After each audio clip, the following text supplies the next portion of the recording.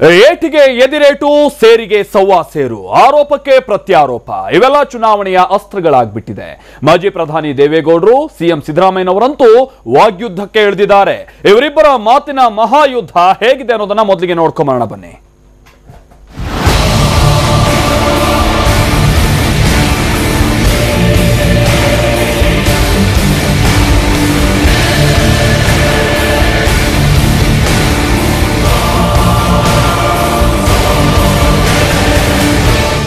ರಾಜಕೀಯದಲ್ಲಿ ಗುರು ಶಿಷ್ಯರು ತೊಡೆತಟ್ಟಿ ನಿಂತಿದ್ದಾರೆ.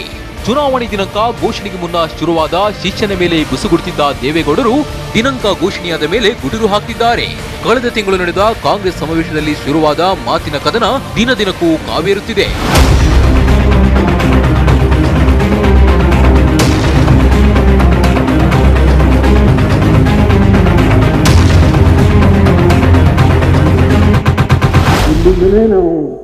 ರಾಜಕೀಯದ ಗರಡಿ ಆಡೋಣ. ನನಗೆ 85 ಆಗಿದೆ, ಸಿದ್ದರಾಮಯ್ಯ ಇನ್ನೂ 62, 61 ಇರ್ಬೋದು. ಆ ಪೈಲ್ವಾನದಿಂದ ನಾನು ಯುದ್ಧ ಮಾಡೋಕ್ಕಾಗಲ್ಲಪ್ಪ. ಫಿಸಿಕಲಿ ಶಕ್ತಿ ಕಡಿಮೆ ಇದೆ, ಆದರೆ ನನ್ನ ಜನ ಇದ್ದಾರೆ ಅವ್ರು ಎದುರಿಸಿ ನೋಡೋಣ. ಯಡಿಯೂರಪ್ಪ ಜೈಲಿಗೆ ಹೋಗಬೇಕಾಗಿದ್ರೆ ಕುಮಾರಸ್ವಾಮಿ ಹಗಲು ರಾತ್ರಿ ಹೋರಾಟ ಮಾಡಿದ್ರು. ನಾಚಿಕೆ ಆಗೋದಿಲ್ಲ? ವಿರೋಧಿ ಪಕ್ಷ ನಾಯಕ 3 ವರ್ಷ ಕೂತು ಬಂಗ್ಲೆ, ಕಾರು, ಸರ್ಕಾರಿ ಸಂಬಳ, ನಾಚಿಕೆ ಆಗೋದಿಲ್ಲ?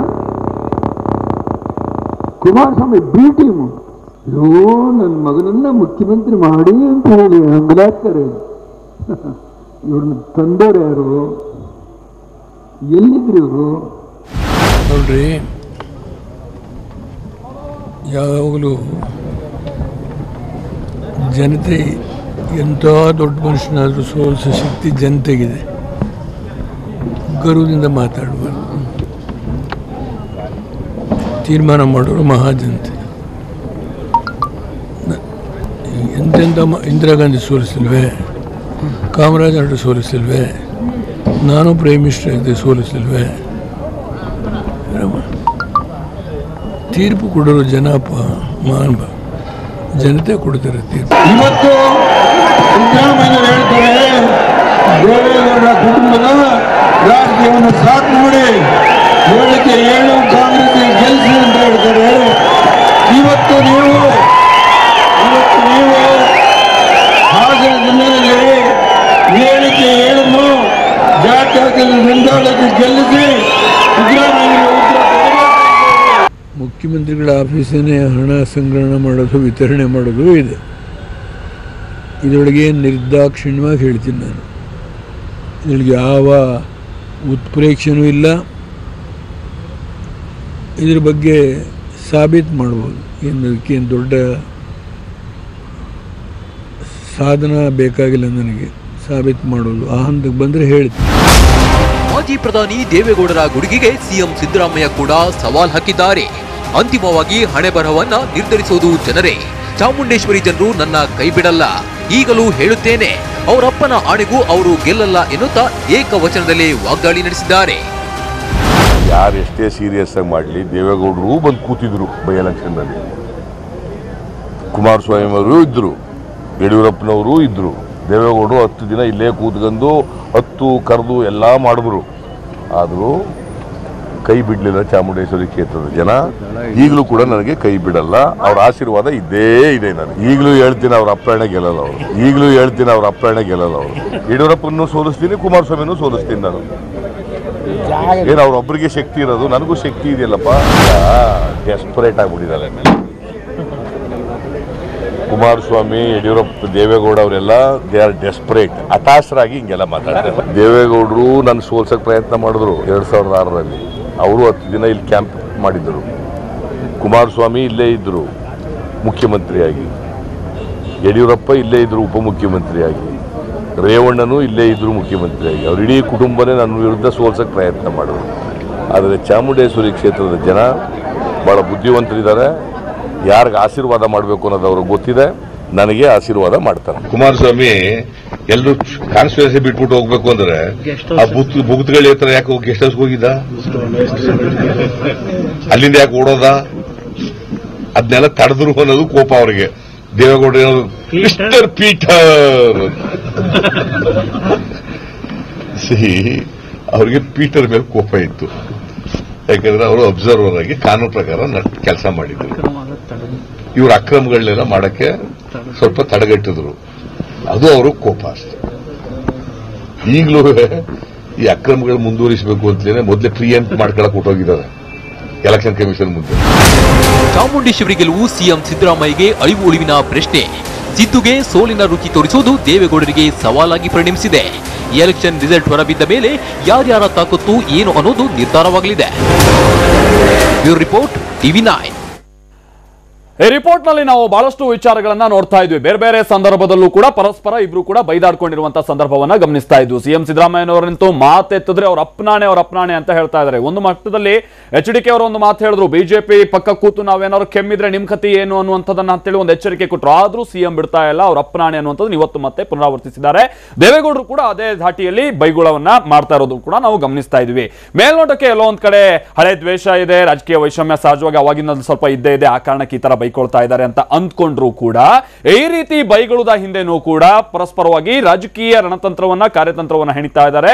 ಮತ ಧ್ರುವೀಕರಣದ ಲೆಕ್ಕಾಚಾರ ಇದೆ. ಸಿದ್ದರಾಮಯ್ಯನವರು ದೇವೇಗೌಡರಿಗೆ ಬೈಯೋದ್ರ ಹಿಂದೆ, ದೇವೇಗೌಡರು ಸಿದ್ದರಾಮಯ್ಯನವರಿಗೆ ಬೈಯೋದ್ರ ಹಿಂದೆನೂ ಕೂಡ ಮತ ಗಳಿಕೆಯ ಲೆಕ್ಕಾಚಾರ ಇದೆ ಅನ್ನುವಂಥದ್ದು ಬಹಳ ಸ್ಪಷ್ಟವಾಗಿ ನಮಗೆ ಗೊತ್ತಾಗ್ತಾ ಹೋಗುತ್ತೆ. ವಿಶ್ಲೇಷಣೆಯನ್ನ ಮಾಡ್ತಾ ಹೋದಂತ ಸಂದರ್ಭದಲ್ಲಿ, ಸೂಕ್ಷ್ಮವಾಗಿ ಗಮನಿಸ್ತಾ ಹೋದಂತ ಸಂದರ್ಭದಲ್ಲಿ. ಹಾಗಾದ್ರೆ ಏನದು ಲೆಕ್ಕಾಚಾರ ಅನ್ನುವಂಥದ್ದನ್ನ ನಾವು ಮಾತನಾಡ್ತಾ ಹೋಗೋಣ ಈಗಿನ ಕಾರ್ಯಕ್ರಮದಲ್ಲಿ. ನಮ್ಮ ಜೊತೆಗೆ ಕಾಂಗ್ರೆಸ್ MLC ಆಗಿರುವಂತಹ ಧರ್ಮಸೇನ ಅವರು ನಮ್ಮ ಸ್ಟುಡಿಯೋದಲ್ಲಿ ನಮ್ಮ ಜೊತೆಗೆ ಜಾಯ್ನ್ ಆಗಿದ್ದಾರೆ. ಜೊತೆಗೆ JDS ನ MLC ಆಗಿರುವಂತಹ ಶ್ರೀಕಂಠೇಗೌಡರು ಕೂಡ ನಮ್ಮ ಸ್ಟುಡಿಯೋದಲ್ಲಿ ಜಾಯ್ನ್ ಆಗಿದ್ದಾರೆ. ಹಾಗೆ ಹಿರಿಯ ಪತ್ರಕರ್ತರಾಗಿರುವಂತಹ ಪ್ರಸನ್ನ ಕುಮಾರ್ ಅವರು ನಮ್ಮನ್ನ ನಂತರದ ಹಂತದಲ್ಲಿ ಜಾಯ್ನ್ ಆಗ್ತಾರೆ. ಜೊತೆಗೆ ಬಿಜೆಪಿ ವಕ್ತಾರರಾಗಿರುವಂತಹ ಮೋಹನ್ ಲಿಂಬಿಕಾಯಿ ಅವರು ಹುಬ್ಬಳ್ಳಿ ಸ್ಟುಡಿಯೋದಿಂದ ನಮ್ಮ ಜೊತೆಗೆ ಜಾಯ್ನ್ ಆಗ್ತಾರೆ. ಮೊದಲಿಗೆ ಧರ್ಮಸೇನ ಅವರೇ, ನಾವು ಗಮನಿಸ್ತಾ ಇದ್ವಿ, ನಾನು ಹೇಳಿದಾಗೆ ಒಂದಷ್ಟು ಬೇರೆ ಬೇರೆ ಲೆಕ್ಕಾಚಾರ ಇದೆ ಅಂತಾನು ಕೂಡ ಇದನ್ನು ವಿಶ್ಲೇಷಣೆ ಮಾಡ್ತಾ ಇದ್ದಾರೆ ರಾಜಕೀಯ ತಜ್ಞರೆಲ್ಲ. ಈ ತರ ಬೈಗುಳದ ಹಿಂದೆ ಬೇರೆ ತರದೇ ಲೆಕ್ಕಾಚಾರ ಇದೆ ಅಂತ ಹೇಳ್ಕೊಂಡ್ಬಿಟ್ಟು ಆ ಲೆಕ್ಕಾಚಾರದ ಬಗ್ಗೆ ನಾವು ಆಮೇಲೆ ಮಾತಾಡೋಣ. ಬಟ್ ಈ ಬರ್ತಾ ಈ ಮಟ್ಟಿಗೆ ಇಬ್ರು ಕೂಡ ಪರಸ್ಪರವಾಗಿ ಬೈದ್ಕೊಳ್ತಾ ಇದಾರಲ್ಲ, ಏನ್ ಕಾರಣ ಆಗಿರೋದು? ಈ ಮಟ್ಟಕ್ಕೆ ಬೈದ್ಕೊಳ್ತಾ ಇರೋದಕ್ಕೆ ಏನ್ ಉದ್ದೇಶ ಇರ್ಬೋದು ಇದ್ರ ಹಿಂದೆ ಅಂತ? ಸರ್, ಇದು ನೋಡಿ, ಮಾನ್ಯ ಸಿದ್ದರಾಮಯ್ಯ ಸಾಹೇಬರಿಗೆ ಯಾವತ್ತು ಅವರು ಮೊದಲನೇ ಹೈಯಿಂದ ಸಭೆನ ಅವರು ಉಪಮುಖ್ಯಮಂತ್ರಿಗಳಾಗಿ ಹೋಗಬೇಕಾದಂಥ ಪರಿಸ್ಥಿತಿ ಬಂತು. ಆ ಪರಿಸ್ಥಿತಿನಲ್ಲಿ ಮಾನ್ಯ ದೇವೇಗೌಡರು ಸಾಹೇಬರು ಏನು ಹೇಳ್ತಾರೆ, ನೀವು ಸ್ಥಾನಕ್ಕೆ ರಾಜೀನಾಮೆ ಕೊಟ್ಬಿಟ್ಟು ಹೋಗಿ ಅಥವಾ ಅಲ್ಲಿಗೆ ಹೋಗಬೇಡಿ ಅಂತ ಅದು ಸಭೆ ಫಿಕ್ಸ್ ಆಗಿಬಿಟ್ಟಿದ್ದಂಥದ್ದು. ಹೌದು. ಆವಾಗ ಧರ್ಮಸಿಂಗ್ ಅವರು chief minister, deputy chief minister. ಈ ಸಂದರ್ಭದಲ್ಲಿ ಅವರು ಆಗಿರ್ತಕ್ಕಂಥ ಸಭೆನ ಮುಂದೂಡೋದು ಬೇಡ ಅಂಥೇಳಿ ಅವರು ರಾಜೀನಾಮೆನೇ ಕೊಟ್ಬಿಟ್ಟು ಹೊರಗಡೆ ಬರ್ತಾರೆ. ಆಯ್ತಾ? ಇದು ಅವತ್ತಿನ ಪರಿಸ್ಥಿತಿ. ಇದಾದ ನಂತರ ಇವರು ಆ್ಯಸ್ ಆ್ಯಂಡ್ ಟುಡೇ ಮಧ್ಯದಲ್ಲಿ ದೇವೇಗೌಡರು ಸಾಹೇಬರು ಸಿದ್ದರಾಮಯ್ಯ ಸಾಹೇಬರು ಚೆನ್ನಾಗಿದ್ದಾರೆ ಅಂದರು. ಆ್ಯಸ್ ಆ್ಯಂಡ್ ಟುಡೇ ಕುಮಾರಸ್ವಾಮಿ ಅವರು ಮತ್ತು ಸಿದ್ದರಾಮಯ್ಯ ಸಾಹೇಬರು ಯಾವತ್ತೂ ಕೂಡ ಒಂದು ಗಳಿಗೆನೂ ಕೂಡ ಚೆನ್ನಾಗಿರೋದು ನಾನು ನೋಡಿಲ್ಲ.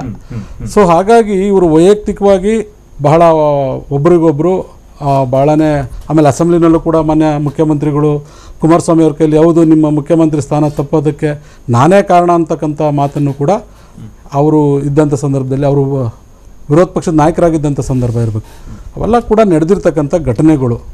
ಮತ್ತು ಇದೇನು ಚುನಾವಣೆ ಅಂಥೇಳಿ ಇವತ್ತು ಚುನಾವಣೆ ಸಂದರ್ಭದಲ್ಲಿ ಇದು ಜಾಸ್ತಿ ಹೈಲೈಟ್ ಆಗ್ತಾಯಿದೆ ಅನ್ನೋದು ಬಿಟ್ಟರೆ, ನೀವು ಇತಿಹಾಸ ತೆಗೆದು ನೋಡಿದ್ರೆ 2005ರಿಂದ ಇವತ್ತಿನವರೆಗೂ ಕೂಡ ಅದೆಲ್ಲೂ ಕೂಡ ಅದು ಇದಾಗಿಲ್ಲ. ಅದೇನು ನನಗೇನೋ ಅದು ಬಹಳ ದೊಡ್ಡ ವಿಚಾರವಾಗಿ ಕಾಣೋದಿಲ್ಲ. ಎಲೆಕ್ಷನ್ ಟೈಮು ಕಳೆದ ಎಲೆಕ್ಷನ್ ಟೈಮಲ್ಲಿ ಇದು ಜಾಸ್ತಿ ಆಗಿತ್ತು. ಅಲ್ಲ, ಅವತ್ತಿಂದನೂ ಹಾಗೆ ಇದೆ. ನನಗೇನು ಅಂದರೆ ಇದನ್ನ ಹೊಸದಾಗಿ ರಾಜಕಾರಣ ನೋಡೋರಿಗೆ ಅಥವಾ ಈಗ ಹೊಸ ಜನ್ರೇಷನ್ ಬಂದಿದೆ, 10 ವರ್ಷದಲ್ಲಿ 13-14 ವರ್ಷನೇ ಆಗೋಯ್ತು ಅನ್ಸುತ್ತೆ. ಈಗ ಹೊಸ ಜನ್ರೇಷನ್ ಏನು ಬಂದಿದೆ ಅವ್ರಿಗೆ ಸ್ವಲ್ಪ ಇದು ಏನೋ ಅನಿಸ್ಬೋದು, ನಮ್ಗಳಿಗೆಲ್ಲ ಏನೂ ಅನಿಸಲ್ಲ. ಯಾಕೆ ಅಂತ ಹೇಳಿದ್ರೆ ಇವರು ಬಹಳ ಮಾನ್ಯ ಮುಖ್ಯಮಂತ್ರಿಗಳು, ಮಾಜಿ ಮುಖ್ಯಮಂತ್ರಿಗಳಂತ ಕುಮಾರಸ್ವಾಮಿ ಅವರು ಜಿದ್ದಾಗೆ ನಡೆಸ್ಕೊಂಡು ಬಂದಿದ್ದಾರೆ. ಯಾಕೆ ಅಂತ ಹೇಳಿದ್ರೆ ನಾವು ಕಣ್ಣಲ್ಲೇ ನಾವು ಹಗಲು ರಾತ್ರಿ ನಾವು 2-3 ಅವರ್ಸು ಮಲಗ್ತಿರ್ಲಿಲ್ಲ. ಮೈಸೂರಿನ ಚಾಮುಂಡೇಶ್ವರಿ ಉಪಚುನಾವಣೆಯಲ್ಲಿ ರಾತ್ರಿ 2 ಗಂಟೆಗೆ ಹೋದ್ರೆ ತಿರ್ಗಿ ನಾನು 4-5 ಗಂಟೆಗೆ ವಾಪಸ್ ಮೈಸೂರಿಗೆ ಬರ್ತಿದ್ದೆ ಟಿ ನರಸೀಪುರದಿಂದ. ಇವೆಲ್ಲ ನಾವು ಹತ್ತಿರದಿಂದ ನೋಡಿರ್ತಕ್ಕಂಥವ್ರು. ಮತ್ತು ನಾನು ಇನ್ನೂ ಒಂದು ವಿಚಾರ ಹೇಳ್ತೀನಿ, ಸಿದ್ದರಾಮಯ್ಯ ಸಾಹೇಬರು ಒಂದು ಕಡೆಗಾದರೆ ಭಾಳಷ್ಟು ಜನ ನಾಯಕರುಗಳು ಅವ್ರನ್ನ ಸೋಲಿಸಲೇಬೇಕು, ಯಾಕೆಂದರೆ ಅವ್ರನ್ನ ಮುಂದಕ್ಕೆ ಮುಖ್ಯಮಂತ್ರಿ ಆಗೋದಕ್ಕೆ ಬಿಡಬಾರ್ದು ಅನ್ನೋದು ಇತ್ತು ನೋಡಿ. ಹಾಗಾಗಿ ಅದು ಭಾಳ ಪೈಪೋಟಿ, ಭಾಳ ಜಿದ್ದಿತ್ತು, ಭಾಳ ಪೈಪೋಟಿನೂ ಕೂಡ ಇತ್ತು. ಆದರೆ ಅವತ್ತು ನೋಡಿ, ನಾನು ನಿಮ್ಗೆ ಕ್ಲಿಯರಾಗಿ ಹೇಳ್ತೀನಿ, ಅವತ್ತು ಕೇಂದ್ರದಲ್ಲಿ UPA ಸರ್ಕಾರ ಇತ್ತು, ನಾನು ಸೆಂಟ್ರಲ್ ಇಂಟೆಲಿಜೆನ್ಸ್ ಅವ್ರು ನನಗೆ ಹೇಳ್ತಾಯಿದ್ರು, ಚುನಾವಣೆಗೆ ಮುಂಚೆ ನೀವು ಡಿಕ್ಲೇರ್ ಆಗೋದಕ್ಕೆ ಮುಂಚೆ ನನಗೆ ಒಂದು ಮಾಹಿತಿ ಕೊಡ್ತಾರೆ, 1 ಲಕ್ಷದಲ್ಲಿ ಗೆಲ್ತಾ ಇದ್ದೀರಾ, ಆಯಿತು ಒಳ್ಳೆಯದಾಗಲಿ ಅಂತಕ್ಕಂಥ ಮಾತನ್ನು ಹೇಳ್ತಾರೆ. ಚುನಾವಣೆ 10 ದಿವಸನೋ 11 ದಿವಸನೋ 9 ದಿವಸನೇ ಇರಬೇಕು. ಆವಾಗ ನಾನು ಮುಖ್ಯಮಂತ್ರಿಗಳಿಗೂ ಅವಾಗ ಹೋಗಿ ಹೇಳಿದೆ, ಸರ್ ನಾವು 1 ಲಕ್ಷದಲ್ಲಿ ಗೆಲ್ತಿದ್ದೀವಿ ಅಂತ. ಏನಪ್ಪ ಎಲ್ಲೆಲ್ಲ ತೊಗೊಂಡ್ಬಿಟ್ಟಿದ್ಯಾ ಮಾಹಿತಿ ಅಂತ ಅಂದರು. ತಿರ್ಗಾ ಕೇವಲ 9-10 ದಿವಸದಲ್ಲಿ ನೀವು 1 ಲಕ್ಷದಲ್ಲಿ ಸೋಲ್ತಾ ಇದ್ದೀರಾ ಅಂತಕ್ಕಂಥ ಮಾಹಿತಿನೂ ನನಗೆ ಕೊಟ್ಟರು. ಅದನ್ನ ನಾನೇ ಹೋಗಿ ನಾನು ಒಬ್ಬ ಜಿಲ್ಲಾ ಕಾಂಗ್ರೆಸ್ ಅಧ್ಯಕ್ಷನಾಗಿ ಮಾನ್ಯ ಸಿದ್ದರಾಮಯ್ಯ ಸಾಹೇಬ್ರಿಗೆ ತಿಳಿಸಿದೆ. ಅದಾದ ನಂತರ ಅವರು ಬಹಳ ಎಚ್ಚೆತ್ಕೊಂಡು, ನಾವು ಪ್ರಾಮಾಣಿಕವಾಗಿ ಹೇಳ್ತೀನಿ, 9-10 ದಿವಸಗಳ ಕಾಲ ಲಾಸ್ಟ್ ಡೇ ಕ್ಯಾನೋಸ್ ಇದೆ ನೋಡಿ, ಅಲ್ಲಿವರೆಗೂ ನಾವು ಅವರು ಭೇಟಿನೇ ಆಗಲಿಲ್ಲ. ನಾವು ಅವ್ರ ಲಾಸ್ಟ್ ಡೇ ಚಾಮುಂಡಿ ಬೆಟ್ಟ ಹತ್ತುವಾಗ ಒಂದು ಊರಿದೆ, ಅಲ್ಲಿ ನಾನು ಹೋದಂಥ ಸಂದರ್ಭದಲ್ಲಿ ಮುಖ್ಯಮಂತ್ರಿಗಳು ಅವತ್ತಿನ ಸಿದ್ದರಾಮಯ್ಯ ಸಾಹೇಬರು ಅಲ್ಲಿದ್ದರು. ಹೋಗಿ ಅವ್ರನ್ನ ಭೇಟಿ ಮಾಡಿ ಅವತ್ತು ಅವ್ರನ್ನ 10-11 ದಿವಸಗಳ ಕಾಲ ನಮ್ಮ ಮುಖಗಳನ್ನೇ ನೋಡಲಿಲ್ಲ. ಇದೆಲ್ಲ ಹಳೆ ಏನಂದ್ರೆ, ಈಗ ಮಾನ್ಯ ದೇವೇಗೌಡರು ಸಾಹೇಬರು ಕೂಡ ಅವರು ಕೂಡ ಬಹಳ ಹಿರಿಯರಿದ್ದಾರೆ, ಮತ್ತು ಇವರು ಮುಖ್ಯಮಂತ್ರಿಗಳಿದ್ದಾರೆ. ಸೊ ಇದು ಸ್ವಲ್ಪ ವೈಭವೀಕರಣ ಅಂತ ಹೇಳಲ್ಲ, ರಾಜಕಾರಣ ಇರೋದೇ ಹಾಗೆ. ನಾವು ನೋಡ್ತಾ ಇರೋ ಪ್ರಕಾರವಾಗಿ, ಪತ್ರಕರ್ತರು ನೋಡ್ತಾ ಇರೋ ಪ್ರಕಾರವಾಗಿ, ರಾಜಕೀಯ ವಿಶ್ಲೇಷಣೆ ಮಾಡೋರು ನೋಡ್ತಾ ಇರೋ ಪ್ರಕಾರವಾಗಿ ಬೇರೆ ಲೆಕ್ಕಾಚಾರ ಇದೆ ಅಂತ ಒಂದು ಲೆಕ್ಕಾಚಾರ ನಾನು ಅದನ್ನ ನಂತರದಲ್ಲಿ ಹೇಳ್ತೀನಿ. ಚುನಾವಣೆಗಳು ಅಷ್ಟೇನೆ, ಇನ್ನು 5 ವರ್ಷಕ್ಕೆ ಈಗ ಬೇಕಾದ್ರೆ ಇನ್ನೊಂದು ವರ್ಷಕ್ಕೆ ವಿಧಾನಸಭೆ ಚುನಾವಣೆ ಬಂದ್ರೆ ಇದಕ್ಕಿಂತನೂ ರಂಗಾಗಿರುತ್ತೋ ಹೊರತು ಅದೇನು ಯಾವುದೇ ಕಾರಣಕ್ಕೂ ರಂಗನ. ಧರ್ಮಸೇನಾ ಅವ್ರಿಗೂ ಸಿದ್ದರಾಮಯ್ಯನವ್ರಿಗೂ ಸಂಪರ್ಕದ ಅವಧಿ ತೀರ ಕಡಿಮೆ. ಕಾಂಗ್ರೆಸ್ಗೆ ಹೋದ್ಮೇಲೆ ಇವ್ರ ಸಂಬಂಧ ವಿಚಾರ ಮಾತಾಡ್ತಾರೆ. ಆದ್ರೆ ನಮ್ಮ ಸಿದ್ದರಾಮಯ್ಯನವರ ಜನತಾ ಪಕ್ಷ ಜನತಾದಳದ ಸಂಬಂಧ ಭಾಳ ದೊಡ್ಡದು. ನಾನು ಮೈಸೂರು ಮೂಲದಿಂದ ಬಂದವರೇ, ಇವರು ಮೈಸೂರು ಮೂಲದಿಂದ ಬಂದವರೇ. ಸಿದ್ದರಾಮಯ್ಯನವ್ರ ಬೆಳವಣಿಗೆಯಲ್ಲಿ ದೇವೇಗೌಡರದು ಬಹುದೊಡ್ಡ ಪಾತ್ರ ಇದೆ. ಅದನ್ನ ಈಗ ನಾನು ನೆನಪು ಮಾಡಬೇಕಾಗಿದೆ. ಹೌದು, ಸಿದ್ದರಾಮಯ್ಯನವರು ರಾಜಕಾರಣವನ್ನು ಗಂಭೀರವಾಗಿ ತಗೊಂಡಿರಲ್ಲ ಒಂದು ಹಂತಲ್ಲಿ. ಇಲ್ಲ, ಹಿಂದುಳಿದ ವರ್ಗದ ಯುವಕನನ್ನು ಬೆಳೆಸಬೇಕು ಅಂತೇಳಿ ನಮ್ಮಲ್ಲಿ ಭಾಳ ದೊಡ್ಡವರು ಇದ್ರು ಆ ಕಾಲಕ್ಕೆ. ಜೆ.ಎಚ್. ಪಟೇಲ್ ಬೊಮ್ಮಾಯಿ ಬಿಡಿ, ಅನಂತ ತಲೆಮಾರುಗಳ ಎಂ ಪಿ ಪ್ರಕಾಶ್ ಇದ್ರು, ಪಿ ಜಿ ಆರ್ ಶಿಂದೆ ಇದ್ರು. ಇವರೆಲ್ಲನೂ ಹಿಂದಕ್ಕೆ ಮೇಲೆ ತಂದದ್ದು ದೇವೇಗೌಡರು. ಅದರಲ್ಲೂ ಇವರು ಮುಖ್ಯಮಂತ್ರಿ ಮಾಡೋಂಥ ಸಂದರ್ಭದಲ್ಲಿ ಕುಮಾರಸ್ವಾಮಿಯವರು ನಿಂತು ಪ್ರಯತ್ನ ಮಾಡಿದ್ದಿದೆ. ಇವತ್ತು ಇಷ್ಟೆಲ್ಲ ಎತ್ತರಕ್ಕೆ ಬೆಳೆಯೋ ಸಂದರ್ಭ ಇದ್ದಿರಲಿ, ಇವರು ಕಾಂಗ್ರೆಸ್ಗೆ ಒಂದು ಉದಾಹರಣೆ ಕೊಟ್ಟರೆ ಅಹಿಂದ. ಹೌದು, ಇವತ್ತು ಅಹಿಂದನ ಯಾಕೆ ಮಾಡಿಕೊಂಡ್ರು, ಇಲ್ಲಿಂದ ಯಾಕೆ ಕಾಂಗ್ರೆಸ್ಗೆ ಹೋದರು, ಈಗಲೂ ನಮಗೆ ಪ್ರಶ್ನಾರ್ಥಕವಾಗಿ ಉಳಿತಿದೆ. ಯಾಕೆಂದರೆ ಇಂದಿರಾ ಗಾಂಧಿಯವ್ರನ್ನ ತುರ್ತು ಪರಿಸ್ಥಿತಿಯನ್ನು, ಕಾಂಗ್ರೆಸ್ಸನ್ನು ನಮ್ಮ ಪಕ್ಷದಲ್ಲಿ ಸಿದ್ದರಾಮಯ್ಯನಷ್ಟು ಕಟ್ಟುವಾಗ ಟೀಕೆ ಮಾಡಿದ್ರು ಮತ್ತಾರೂ ಇರಲಿಲ್ಲ. ಏನೋ ಒಂದು ಆಸೆ, ಹೋದ್ರು, ಚಿಂತೆ ಇಲ್ಲ. ಆದರೆ ಇವತ್ತು ಮತ್ತೆ ಕಾಂಗ್ರೆಸ್ಗೆ ಹೋದ್ಮೇಲೆ ದೇವೇಗೌಡರ ಮತ್ತು ಸಿದ್ದರಾಮಯ್ಯನವರು ಸಂಕಷ್ಟದ 2 ಸಂದರ್ಭಗಳು. ಒಂದು ಕಾವೇರಿ ನೀರು ಬಿಟ್ಬಿಟ್ರು, ಇಡೀ ರಾಜ್ಯ ಬಗಿಲಿದ್ರು.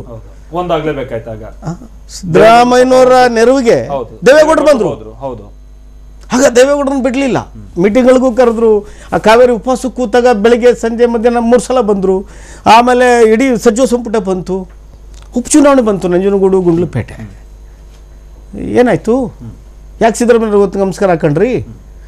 ಆದರೆ ಈಗ ನೀವು ಹೇಳಿದ್ರೆ ಮತದ ಲೆಕ್ಕಾಚಾರ, ಸಿದ್ದರಾಮಯ್ಯನವರು ದೇವೇಗೌಡರನ್ನ ಟೀಕೆ ಮಾಡಿಬಿಟ್ರೆ, ಅಥವಾ ರಾಹುಲ್ ಗಾಂಧಿಯವರು JDSನ ಇದು ಬಿ ಟೀಮ್ ಅಂದ್ಬಿಟ್ರೆ, ಈಗ ಏನಾಗಿದೆ, ಎಲ್ಲೋ ಒಂದು ಕಡೆ ಉತ್ತರ ಪ್ರದೇಶದ ಮಾದರಿಯಲ್ಲಿ ಸಮಾಜವಾದಿ ಪಕ್ಷ ಮತ್ತು ಇವತ್ತು ಅಲ್ಲಿ ಬಹುಜನ ಪಕ್ಷ ಹೊಂದಾಣಿಕೆ ಮಾಡ್ಕೊಂತು. ಮುಖ್ಯಮಂತ್ರಿ ಉಪಮುಖ್ಯಮಂತ್ರಿಗಳ ಸಂಸದರ ಸ್ಥಾನವನ್ನು ಚುನಾವಣೆಯಲ್ಲಿ ಬಹುದೊಡ್ಡ ಅಂತರದಲ್ಲಿ ಗೆದ್ದರು. ಇವತ್ತು ಆ ರೀತಿಯ ಒಂದು ಕಾಂಬಿನೇಷನ್ಗೆ ಇವತ್ತು ದೇವೇಗೌಡರು, ನಾವೆಲ್ಲ ನಿಮ್ಗೊಂದು ರಾಜಕಾರಣದಲ್ಲಿ ಹೇಳ್ತಾನೆ, ಇವತ್ತು 50 ಜನ ಅಮಿತ್ ಶಾ ಹಾಕಿದ್ರು ಒಬ್ರು ದೇವೇಗೌಡರು, 10 ಜನ ಮೋದಿ ಹಾಕಿದ್ರು ಒಬ್ರು ದೇವೇಗೌಡರು, 100 ಜನ ಸಿದ್ದರಾಮಯ್ಯ ಹಾಕಿದ್ರು ಒಬ್ರು ದೇವೇಗೌಡರು, 500 ಜನ ರಾಹುಲ್ ಗಾಂಧಿ ಹಾಕಿದ್ರು ಒಬ್ರು ದೇವೇಗೌಡರು. ಇವರೆಲ್ಲ ಈಗ ಚುನಾವಣೆ ಸಂದರ್ಭದಲ್ಲಿ ಅಲ್ಲ, ದೇವೇಗೌಡರು 24x365 ಡೇಸ್ ಈ ಥರ ಸಕ್ರಿಯ ರಾಜಕಾರಣ ಮಾಡ್ಕೊಂಡು ಬರ್ತಾ ಇರ್ತಕ್ಕಂಥ ದೇವೇಗೌಡರನ್ನ ಸಂದರ್ಭ ಬಂದಾಗ ಬಳಸ್ಕೊಂಡು ಈಗ ನೀವು ದೇವೇಗೌಡರೇ ನಿಮ್ಮದು ನೀಚ ರಾಜಕಾರಣ ಅಂತೇಳಿ ಮನೇಲಿ ಮಾಗಡಿಯಲ್ಲಿ ಹೇಳ್ತೀರಿ.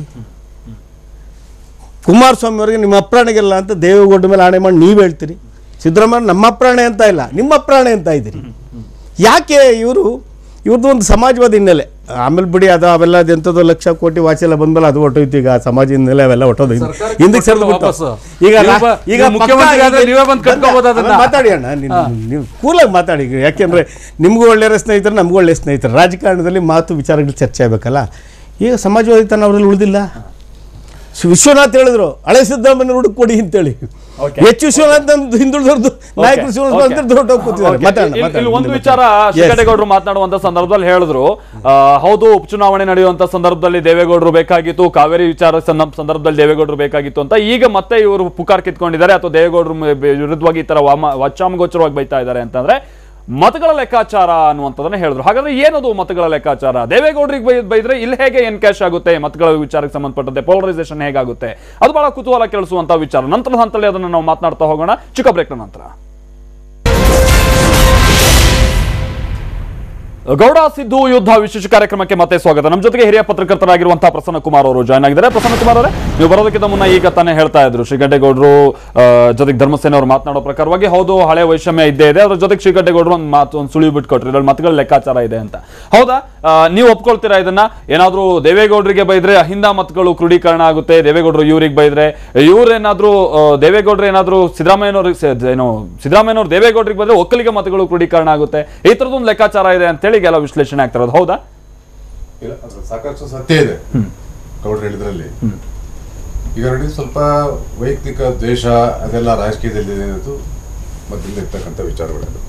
ಒಂದ್ ಕಡೆ ಪಕ್ಷದ ಒಳಗಿದ್ದಾಗ ಒಂಥರ ವೈಯಕ್ತಿಕ ಭಿನ್ನಾಭಿಪ್ರಾಯಗಳು, ಒಳೊಳಗೆ ತಿಕ್ಕಾಟಗಳು ಇರ್ತವೆ. ಈಗ ಬೇರೆ ಬೇರೆ ಪಕ್ಷದಿದ್ದಾಗ ಬೇರೆ ಬೇರೆ ರೀತಿ ಇರ್ತದೆ, ಬಹಿರಂಗವಾಗಿ ಇರ್ತದೆ. ಆದ್ರೆ ಈಗ ಚುನಾವಣೆ ಸಮೀಪದಲ್ಲಿದೆ. ಚುನಾವಣೆ ಸಮೀಪದಲ್ಲಿ ಎಲ್ಲರೂ ಇರ್ತಕ್ಕಂಥದ್ದು ಮತಗಳ ಬೇಟೆ. ಆ ಮತಗಳ ಬೇಟೆಗೆ ಹೋದಾಗ ನೀವು ಆ ಮತಗಳ ಧ್ರುವೀಕರಣ ಆಗಬೇಕಾಗ್ತದೆ. ಯಾವ್ಯಾವ ರೀತಿಯ ಪೋಲರೈಸೇಷನ್ ಆಗ್ತದೆ, ಹೆಂಗೆ ಪೊಲಿಟಿಕಲ್ ಪೋಲರೈಸೇಷನ್ ಆಗ್ತದೋ ಮತಗಳು ಅದೇ ತರ ಪೋಲರೈಸೇಷನ್ ಆಗ್ತದೆ.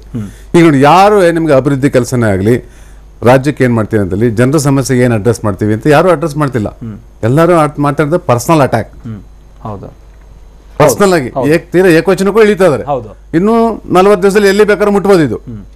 ಈಗ ವಿಶೇಷವಾಗಿ ಕಾಂಗ್ರೆಸ್ ಮತ್ತು JDS ನಡುವೆ ಇರತಕ್ಕಂಥದ್ದು ಪೈಪೋಟಿ. ಇಲ್ಲಿ ನಮ್ಮ ಹಳೆ ಮೈಸೂರು ಭಾಗದಲ್ಲಿ ಅವ್ರಿಗೆ ಸ್ಟ್ರೈಟ್ ಫೈಟ್ ಇದೆ. ಅದು ವಿಶೇಷ 3-4 ಜಿಲ್ಲೆನಲ್ಲಂತೂ ಬಿಜೆಪಿ ಎಲ್ಲಿ ಪ್ರೆಸೆನ್ಸ್ ಇಲ್ಲ, ಅಲ್ಲಿ ಸ್ಟ್ರೈಟ್ ಫೈಟ್ ಇದೆ. ಸೊ ಅಸ್ತಿತ್ವ ಇಬ್ಬರಿಗೂ ಅಲ್ಲೇನೆ, ಕಾಂಗ್ರೆಸ್ಗಿರ್ಲಿ JDS ಗಿರ್ಲಿ. ಸೊ ಹಾಗಾಗಿ ನೀವು ಮತಗಳ ಧ್ರುವೀಕರಣ ಆಗಬೇಕು ಅಂತ ಹೇಳಿದಾಗ ಏನ್ ಮಾಡ್ಬೇಕಾಗ್ತದೆ? ನೀವು ಎಲ್ಲ ಒಂದ್ ಕಡೆ ಪ್ರೊವೋಕೇಟ್ ಮಾಡಲೇಬೇಕಾಗ್ತದೆ. ಯಾರನ್ನ? ಮತದಾರನ ಪ್ರೊವೋಕೇಟ್ ಮಾಡ್ಲಿಕ್ಕೆ ನಿಮ್ಗೆ ಏನೇನಿದೆ? ಹಲವಾರು ವಿಚಾರಗಳಿದೆ ಬೇಗ ಪ್ರೊವೋಕೇಟ್ ಮಾಡೋ ಅಂತವು. ಅದರಲ್ಲಿ ಜಾತಿ ಧರ್ಮ ಅನ್ನೋದು ಬಹಳ ಈಸಿಯಾಗಿ ಸಿಗುವಂತ ವಸ್ತುಗಳು. ನೀವೇ ಅದಕ್ಕೇನು ಹೆಚ್ಚಿಗೆ ಬಂಡವಾಳ ಹಾಕ್ಬೇಕಾಗಲ್ಲ, ರೆಡಿ ಇದೆ platform, only you have to use it. ಅದನ್ನ ಈಗ ಇವ್ರು ಮಾಡ್ತಾ ಇರ್ತಕ್ಕಂಥದ್ದು. ಸೊ ಎಲ್ಲೆಲ್ಲಿ ಸಾಧ್ಯ ಆ ರೀತಿ ದೇವೇಗೌಡರನ್ನು ಬೈದ್ರೆ ಯಾವ ರೀತಿ ಅಹಿಂದ ಓಟ್ಗಳು ಇದಾಗ್ಬೋದು ಅಂತ ಅದು ಅವ್ರು ಬೈಲಿ ಬಿಡು. ನಮ್ಮ ಅಟ್ಲೀಸ್ಟ್ ನಮ್ಮ ಏನು ವೋಟ್ ಬ್ಯಾಂಕ್ ಇದೆ ಅದಾರು ಕನ್ಸಾಲಿಡೇಟ್ ಆಗಲಿ ಅಂತ ಇದು ಈ ಲೆಕ್ಕಾಚಾರದಲ್ಲಿ ನಡೀತಾ ಇರ್ತಕ್ಕಂಥ ರಾಜಕೀಯಗಳು ಇವ್ರಿಗೆ. ಅದ್ರ ಬಗ್ಗೆ ಏನು ಇದಿಲ್ಲ. ಅಂದ್ರೆ ಇವೆಲ್ಲ ನೀವೇನಾಗ್ತದೆ, ನೀವು ಕಳೆದ 10-20 ವರ್ಷದಿಂದ ನೋಡಿದೆ, ನಾವು ಬ್ಯಾಟ್ ಟು ವರ್ಸ್ಟ್ ಹೋಗ್ತಾ ಇದೀವಿ. ಎಲೆಕ್ಷನ್ ಟು ಎಲೆಕ್ಷನ್ಸ್ ಇಂಪ್ರೂವ್ಮೆಂಟ್ ಇಲ್ಲ. ಕ್ವಾಲಿಟಿ ಆಫ್ ಇದು ಭಾಷಣಗಳೇ ಆಗಲಿ, ಚರ್ಚೆ ಆಗಲಿ, ಅದೆಲ್ಲ ಯಾವುದು ನೀವು ನೋಡ್ಲಿಕ್ಕೆ ಆಗೋದಿಲ್ಲ. ಅದರಲ್ಲೂ ಕಳೆದ 3-4 ಎಲೆಕ್ಷನ್ ನೀವು ತೆಗೆದುಬಿಟ್ರೆ ಬಹಳ ಇದು ಕೊಟ್ಟೋಗಿದ್ದೀವಿ ಈಗೆಲ್ಲ. ಈಗೇನಾಗಿದೆ, ಪೂರ್ಣ ವೈಯಕ್ತಿಕವಾಗಿ ನಿಂದನೆ ಎಷ್ಟು ಜಾಸ್ತಿ ಸಾಧ್ಯವಾದ್ರೆ ಅಷ್ಟಿದು. ಈಗ ಇಲ್ಲಿವರೆಗೂ ಹೋಗಿದ್ದಾರೆ, ನಾನು ನಿನ್ ಸೋಲಿಸ್ತೀನಿ ಇದು ತಾವು ಎಲ್ಲ ವಿಚಾರ ಯಾರು ಮಾತಾಡ್ತಾ ಇಲ್ಲ. ಈಗ ಯಾರ್ಯಾರು ಸೋಲಿಸ್ಬೇಕು ಅಂದ್ರೆ ಟೋಟಲಿ ನೆಗೆಟಿವ್ ಥಿಂಕಿಂಗ್ ಅಲ್ಲಿ ಇದ್ದಾರೆ ನೀವೆಲ್ಲ. ಇಡೀ ರಾಜಕೀಯ ಪ್ರಕ್ರಿಯೆ ಪಾಸಿಟಿವ್ ಆಗಿಲ್ಲ. ಇದು ನಾವು ಗೆಲ್ಲೋದಕ್ಕಿಂತ ಜಾಸ್ತಿ ನಿಮ್ಮನ್ನು ಸೋಲಿಸ್ಬೇಕು ಅನ್ನೋ ಲೆಕ್ಕಾಚಾರದಲ್ಲೇ ನಡೀತಾ ಇದೆ. ನಮ್ಮಲ್ಲಿ ಮೊದಲಿಂದಲೂ ಮತದಾನ ನಡೆಯಕ್ಕಂಥ ಪ್ರಕ್ರಿಯೆನೂ ಅದೇ ರೀತಿ ನೆಗೆಟಿವ್. ಯಾರನ್ನು ಗೆಲ್ಲಿಸ್ಬೇಕು ಅನ್ನೋದಕ್ಕಿಂತ ಯಾರನ್ನು ಸೋಲಿಸ್ಬೇಕು ಅನ್ನೋದೇ ಮತದಾರರಲ್ಲೂ ನಡೀತಕ್ಕಂಥ ಒಂದು ಪ್ರಕ್ರಿಯೆ. ಯಾಕಂದ್ರೆ ಆ ರೀತಿ ನಾವು ಡೆವಲಪ್ ಮಾಡಿಬಿಟ್ಟಿದ್ದೀವಿ. ಟೋಟಲ್ ನಮ್ಮ ಚುನಾವಣಾ ಪ್ರಕ್ರಿಯೆನೇ ನೆಗೆಟಿವ್ ಮೇಲೆ ನಡೀತಾ ಇರೋದ್ರಿಂದ ಇಲ್ಲಿ ಈಗ ಮತದಾರನ ಪ್ರವೋಕ್ ಮಾಡಬೇಕು. ಪ್ರವೋಕೇಶನ್ ನೀವು ಅಭಿವೃದ್ಧಿ ಕೆಲಸಗಳನ್ನ ಬೇರೆ ಬೇರೆ ಜನರ ಸಮಸ್ಯೆಗಳನ್ನ ತಗೊಂಡು ಪ್ರವೋಕ್ ಆಗೋದಿಲ್ಲ. ಇದು ಒಪ್ಕೊಳ್ಳೋಂಥ ವಿಚಾರ. ಅದು ಆ ಕೆಲಸ ಮಾಡಬೇಕಾಗಿದ್ರು ಮಾಡಿದ್ರು, ಯಾರೂ ಮಾಡೋದಿಲ್ಲ. ಈಗ ನೀವು ಮತದಾರನ ಪ್ರವೋಕ್ ಮಾಡಿ ಚುನಾವಣೆಯಲ್ಲಿ ಏನಾದ್ರು ಲಾಭ ಮಾಡ್ಕೋಬೇಕು ಅಥವಾ ಅದೊಂದು ಬಿಸಿ ಕಾವು ಹುಟ್ಟಿಸ್ಕೋಬೇಕು ಅಂತ ಹೇಳಿದ್ರೆ ಆ ಫೈಟ್ಗೆ ಈಗ ಒಂದು ಕಾವು ಬರಬೇಕಲ್ಲ, ಈ ತರ ಬೇಕೇ ಬೇಕಾಗ್ತದೆ. ಅವಾಗ ಏನಾಗ್ತದೆ, ಪರ್ಸನಲ್ ಆಗಿ ಅವ್ರ ಮೇಲೆ ಇವರು ಒಂಥರ ದ್ವೇಷ, ನಾವು ಹೇಳ್ತೀವಿ ಹೇಟ್, ಇದನ್ನ ಬೆಳೆಸ್ತಾ ಹೋಗೋದು, ಅದು ನಡೀತಾ ಇರ್ತಕ್ಕಂಥದ್ದು. But it's a bad development. ಧರ್ಮಸೇನರೇ, ಒಪ್ಕೊಳ್ತೀರಾ ನೀವು ಸಿಎಂ ಈ ತರ ಬೈತಾ ಇರೋದೇ ಪ್ರವೋಕ್ ಮಾಡೋದಕ್ಕೆ, ಒಂದಷ್ಟು ಅಹಿಂದ ಮತಗಳನ್ನ ಕ್ರೋಢೀಕರಣ ಮಾಡ್ಕೊಳ್ಳೋಕೆ, ರಾಜಕೀಯ ಉದ್ದೇಶದಿಂದನೇ ಈ ತರ ಟಾರ್ಗೆಟ್ ಮಾಡಿ ಬೈತಾ ಇರೋದು? ನೋಡಿ ಸರ್, ಇಲ್ಲಿ ಏನಾಗ್ತಿದೆ, ನೀವು ಮೂಲತಃ ಕರ್ನಾಟಕದಲ್ಲಿ ಮೈಸೂರು ನೀವು ಎಷ್ಟೇ 100, 200, 500 ವರ್ಷಗಳಿಗೆ ಹೋದ್ರೂ ತನ್ನದೇ ಆದಂಥ ಒಂದು ರಾಜಕೀಯ ಚಿಂತನೆ ಶಕ್ತಿ, ಮತ್ತು ಈಗ ಯಾವ ಮೀಸಲಾತಿಗಳು ಇದೆಲ್ಲ ಕೃಷ್ಣರಾಜ ಒಡೆಯರ್ ಕಾಲದಲ್ಲೇ ಕೊಟ್ಟಂಥವು ಭಾಳ ಚಿಂತನೆಗಳೆಲ್ಲ ಇದೆ. ಆಮೇಲೆ ಯಾವುದೇ ಪಕ್ಷಕ್ಕಾಗಲಿ ರಾಜಕೀಯ ವ್ಯಕ್ತಿಗಳಿಗೆ ಮೈಸೂರು ಇಸ್ ವೆರಿ ಕಾನ್ಸಂಟ್ರೇಷನ್ ಮಾಡೋಂಥ ಜಾಗ, ಪ್ಲೇಸ್ ಅದು.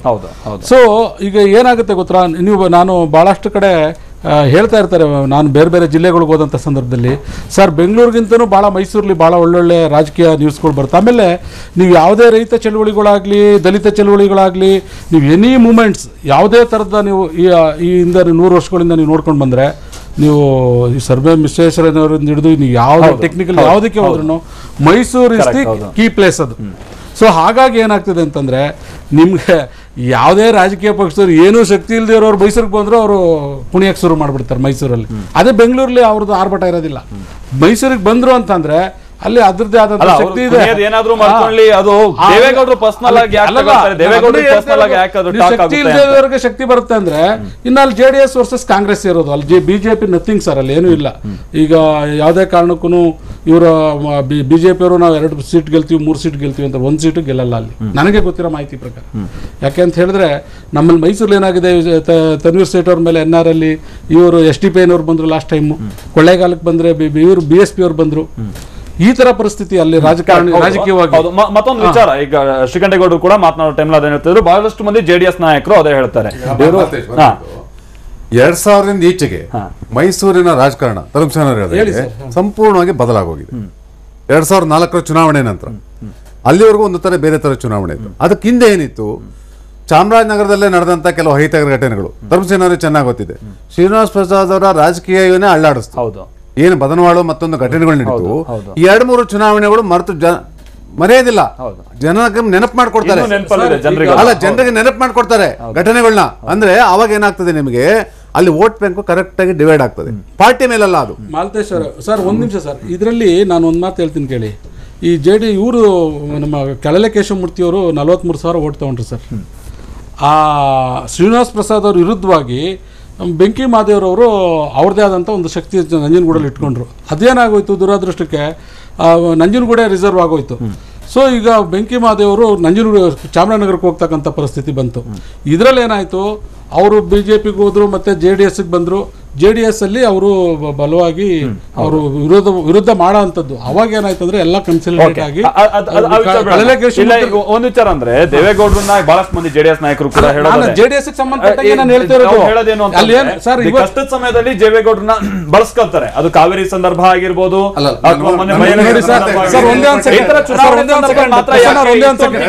ನೋಡಿ 2004 ನಂತರ ಮೈಸೂರು ಭಾಗದಲ್ಲಿ ವಿಶೇಷವಾಗಿ ಏನಾಯ್ತು, ಯಾವಾಗ ದೇವೇಗೌಡರು ಮತ್ತು ಸಿದ್ದರಾಮಯ್ಯ ಭಿನ್ನಾಭಿಪ್ರಾಯ ಬಂತು, ರಾಜಕೀಯ ಭಿನ್ನಾಭಿಪ್ರಾಯ ಬಂದಾಗ, ಅದು ಬರೀ ರಾಜಕೀಯ ಭಿನ್ನಾಭಿಪ್ರಾಯ ಬರಲಿಲ್ಲ, ಅದು 2 ಪ್ರಮುಖ ಜಾತಿಗಳ ನಡುವೆ ಭಿನ್ನಾಭಿಪ್ರಾಯ ಬಂತು. ಜಾತಿ ಆಧಾರದ ಮೇಲೆ ಚುನಾವಣೆ ನಡೀತು. ಇವತ್ತು 2006ನಲ್ಲಿ ಏನು ಉಪಚುನಾವಣೆ ಪದೇ ಪದೇ ಪ್ರಸ್ತಾಪ ಮಾಡ್ತಾರೆ, ಅವತ್ತೇನು ಪೋಲರೈಸೇಷನ್ ಆಗಿದ್ದು, ಅಹಿಂದ ವರ್ಗ ಒಂದ್ ಕಡೆ ಆದ್ರೆ ಒಕ್ಕಲಿಗರು ಮತ್ತು ಲಿಂಗಾಯತರು ಒಂದು ಕಡೆ, 2 ಪಕ್ಷ, ಸರ್ಕಾರ, 2 ಪ್ರಬಲ ಜಾತಿ. ಹಾಗಾಗಿ ನಿಮ್ಗೆ ಅಲ್ಲಿ ಬೈಫರ್ಕೇಟ್ ಆಗೋಗ್ಬಿಟ್ಟಿದೆ. ಇಲ್ಲಿ ಮೈಸೂರು ಭಾಗದಲ್ಲಿ ಕಳೆದ 10 ವರ್ಷದ ರಾಜಕೀಯನೇ ಬೇರೆ ನಡೀತಾ ಇದೆ. ಎಲ್ಲರೂ ನಿಮ್ ಜೊತೆ ಮಾತನಾಡ್ತೀನಿ. ಬಿಜೆಪಿ ವಕ್ತಾರರಾಗಿರುವಂತಹ ಮೋಹನ್ ಲಿಂಬಿಕಾಯಿ ಅವರು ಕೂಡ ನಮ್ಮ ಜೊತೆಗೆ ಹುಬ್ಬಳ್ಳಿ ಸ್ಟುಡಿಯೋದಿಂದ ಜಾಯ್ನ್ ಆಗ್ತಾ ಇದ್ದಾರೆ. ಮೋಹನ್ ಲಿಂಬಿಕಾಯಿ ಅವರೇ, ಇಲ್ಲಿ ಒಂದ್ ಮಾತನ್ನ CM ದೇವೇಗೌಡರ ವಿರುದ್ಧವಾಗಿ ಟೀಕೆ ಮಾಡುವಂತ ಸಂದರ್ಭದಲ್ಲಿ ಬಹಳ ಸಂದರ್ಭದಲ್ಲಿ ಬಳಸ್ತಾ ಇರೋದು ಅಂತ ಅಂದ್ರೆ, JDS ಬಿಜೆಪಿಯ B ಟೀಮ್ ಅನ್ನುವಂಥ ರೀತಿಯಲ್ಲಿ ಬಳಸ್ತಾ ಇದ್ದಾರೆ. ಅದು ಟೀಕೆ ಮಾಡುವಂತ ಸಂದರ್ಭದಲ್ಲಿ ಇದೇ ವಿಚಾರನೆ ದೇವೇಗೌಡರಿಗೆ ಬಹಳ ಸಿಟ್ಟು ತರಿಸಿರುವಂತಹ ವಿಚಾರ. ನೀವೇನ್ ರಿಯಾಕ್ಟ್ ಮಾಡ್ತೀರಾ ಇದಕ್ಕೆ ಅಂತ ಹೇಳಿ? ಅವರು ವೈಯಕ್ತಿಕವಾಗಿ ಟೀಕೆ ಮಾಡುವಂತ ಸಂದರ್ಭದಲ್ಲಿ ನಿಮ್ಮ ಪಕ್ಷದಿಂದ ವಿಚಾರ ತೆಗೆದುಕೊಳ್ತಾ ಇದ್ದಾರೆ, B ಟೀಮ್ ಅಂತಾನೂ ಕೂಡ ಪ್ರಸ್ತಾಪ ಮಾಡ್ತಾ ಇದ್ದಾರೆ. ಆ ಕಾರಣಕ್ಕಾಗಿ ಈಗ ನೋಡಿ, JDS ಮತ್ತು ಕಾಂಗ್ರೆಸ್ ಒಂದೇ ನಾಣ್ಯಗಳದ್ದು 2 ಮುಖಗಳಿದ್ದಂಗೆ. ಈ ದೇವೇಗೌಡರು ಮತ್ತು ಸಿದ್ದರಾಮಯ್ಯ ನಡುವೆ ಒಂದು ಅವಿನಾಭಾವ ಸಂಬಂಧ ಇತ್ತು. ಅವ್ರ ಶಿಷ್ಯರು, ಅವ್ರ ಗುರುನೂ ಗೊತ್ತಿಲ್ಲ. ಹೌದು. ಮಾತಿಗೆ ಸಿದ್ದರಾಮಯ್ಯನವರು ಮಾತನಾಡಬೇಕಾದಾಗ ಮೊದಲು ನನ್ನ ಗುರುಗಳು ರಾಮಕೃಷ್ಣ ಹೆಗಡೆಯವರು, ದೇವೇಗೌಡರು, ಬೊಮ್ಮಾಯಿಯವರು, JS ಪಟೇಲ್ರು ಅಂತ ಹೇಳಿದ್ದನ್ನೇ ನಾವು ಸಾಕಷ್ಟು ಸಲ ನಾವು ಕೇಳಿದ್ದೇವೆ. ಈಗ ಚುನಾವಣೆ ಬಂದಾಗ ನಿಮ್ಮ ಅಪ್ಪನಾಣೆ ನೀವು ಗೆದ್ದೋದಿಲ್ಲ, ನೀವು ನೀಚ ರಾಜಕಾರಣ, ಈ ರೀತಿ ಮಾತಾಡೋದು ಯಾಕೋ ರಾಜಕೀಯ ಬಹಳ ಕೆಳಮಟ್ಟಕ್ಕೇನೋ ಹೋಗ್ತಾ ಇದೆ ಅಂತ ಅನ್ಸುತ್ತೆ. ಆನಂತರ JDS ಮತ್ತು BJP ನಡುವೆ AB ಸಂಬಂಧನೇ ಬರೋದಿಲ್ಲ. BJP ಸ್ವತಂತ್ರವಾಗಿ ಕರ್ನಾಟಕ ರಾಜ್ಯದಲ್ಲಿ 224 ಕ್ಷೇತ್ರದಲ್ಲಿ ತಂದೆ ಆದಂಥ ಕ್ಯಾಂಡಿಡೇಟನ್ನು ಹಾಕಿ ಚುನಾವಣೆಗಳ ಸ್ಪರ್ಧೆಯನ್ನು ಮಾಡ್ತಾ ಇದೆ. JDS ಕೂಟ ಯಾವುದೇ ರೀತಿಯ ಹೊಂದಾಣಿಕೆಯನ್ನು ಮಾಡ್ಕೊಂಡಿಲ್ಲ, ಮಾಡ್ಕೊಳ್ಳುವಂಥ ಸಂದರ್ಭನೂ ಇಲ್ಲ. ಅದು ಕೆಟ್ಟು ಹೋಗಿಬಿಟ್ಟಿದೆ. ಅದು ಆ ವಿಷಯ ಪ್ರಸ್ತಾಪನೆ ಇಲ್ಲ. ಆ ಒಂದು ಹಿನ್ನೆಲೆ ಒಳಗೆ ಸಿದ್ದರಾಮಯ್ಯನವರು ಬಾಯಿ ಬಂದಂಗೆ ಅವ್ರಿಗೆ A ಟೀಮ್ B ಟೀಮ್ ಅಂತ ಅನ್ನೋದು ಯಾಕೆ ಈ ಚುನಾವಣೆ ಬಂದಾಗ ಈ ರೀತಿ ಮಾತಾಡ್ತಾರೆ ಗೊತ್ತಾಯಿಲ್ಲ. ಅವ್ರ ಮಾನಸಿಕ ಸ್ಥಿತಿ ಸರಿ ಐತಿ ಇಲ್ಲ ಅಂತ ಅನ್ನೋದು ಕೂಡ ಸಂಶಯ ಬರುತ್ತೆ. ಅಲ್ಲಿ ಅಲ್ಲಲ್ಲ ನಮ್ಮ ಪರಿಸ್ಥಿತಿ ಏನಿದೆ ಗೊತ್ತಾ? ಒಂದೇ ಒಂದು ಸೆಕೆಂಡ್, ಮೈಸೂರಲ್ಲಿ BJP JDS ಒಂದಾಗಿದ್ದಾರೆ. ಅಲ್ಲಿ ಪ್ರತಾಪ್ ಸಿಂಹ ಅವರು ಗೆಲ್ಲಂಗಿರ್ಲಿಲ್ಲ ಬಿಕಾಸ್ ಆಫ್ JDS ಸಪೋರ್ಟ್. ಇವೆಲ್ಲ ಕಾರಣಗಳಿಂದ, ಯಾಕೆಂದ್ರೆ ನೀವು ಹುಬ್ಳಿನಲ್ಲಿ ಇದ್ದೀರಿ, ಈ ಕಾರಣಗಳು ನಿಮ್ಗೆ ಗೊತ್ತಿಲ್ಲ. ನೋಡಿ ಹುಬ್ಬಳ್ಳಿನಿರ್ಲಿ ಕೇಳಿ ಹಾ ಅಲ್ಲ ಇವ್ರು ಗೆದ್ದದ್ದು ಹೇಗೆ? ಅಲ್ಲ 2006ನೇ ಇಸ್ವಿಯಲ್ಲಿ ನೀವು ಹೇಳಿದ್ರೆ ಆಗಲ್ಲಿ ಮಾತಾಡ್ತಾ ಇದ್ರಿ, ಸಿದ್ದರಾಮಯ್ಯನವರು 2006ನೇ ಇಸ್ವಿ ಒಳಗೆ ಗೆದ್ದದ್ದು ಹೇಗೆ? ಈಗ ತಾವು ಮಾತಾಡ್ಬೇಕಾದಾಗ ಹೇಳಿದ್ರಿ ಈ ಒಕ್ಕಲಿಗರು ಮತ್ತು ಲಿಂಗಾಯತರು ಒಂದಾಗಿ ಸಿದ್ದರಾಮಯ್ಯನವರಿಗೆ ಕೆಡವಲಿಕ್ಕೆ ಪ್ರಯತ್ನ ಮಾಡಿದ್ರು, ಅವ್ರು ಕೂಡ ಬೀಳಲಿಲ್ಲ ಅಂತ ತಿಳ್ಕೊಂಡು ಮಾತಾಡಿದ್ರಿ. ಅಂದ್ರೆ ಸಂದರ್ಭಕ್ಕೆ ತಕ್ಕಂಗೆ ಹೊಂದಾಣಿಕೆ ಆದ್ರು ಅಂತ ಅನ್ನೋದಕ್ಕೆ ಮಾತಾಡೋದು. ಅಂದ್ರೆ ಈಗ ಯಾವುದೇ ಒಂದು ವಿಷಯ ತಮ್ಮ ವಿಚಾರದ ಮಟ್ಟಕ್ಕೆ ಮುಟ್ಲಿಲ್ಲ ಅಂತಂದ್ರೆ, ಯಾವುದೋ ಒಂದು ವಿಚಾರಕ್ಕೆ ಯಾವುದೋ ಒಂದು ವಿಷಯಕ್ಕೆ ಒಂದು ಇತ್ಯರ್ಥ ಬರಲಿಲ್ಲ ಅಂತಂದ್ರೆ, ಯಾವುದೋ ಒಂದು ವಿಷಯ ತಮ್ಮ ವಿಚಾರಧಾರೆಯನ್ನು ಮೀರಿ ಮುಂದೆ ಹೋದಾಗ ಅವಾಗ ಹೇಳ್ಬಿಡೋದು, ವಿರೋಧ ಪಕ್ಷದ ಮೇಲೆ ದಾಳಿ ಮಾಡೋದು.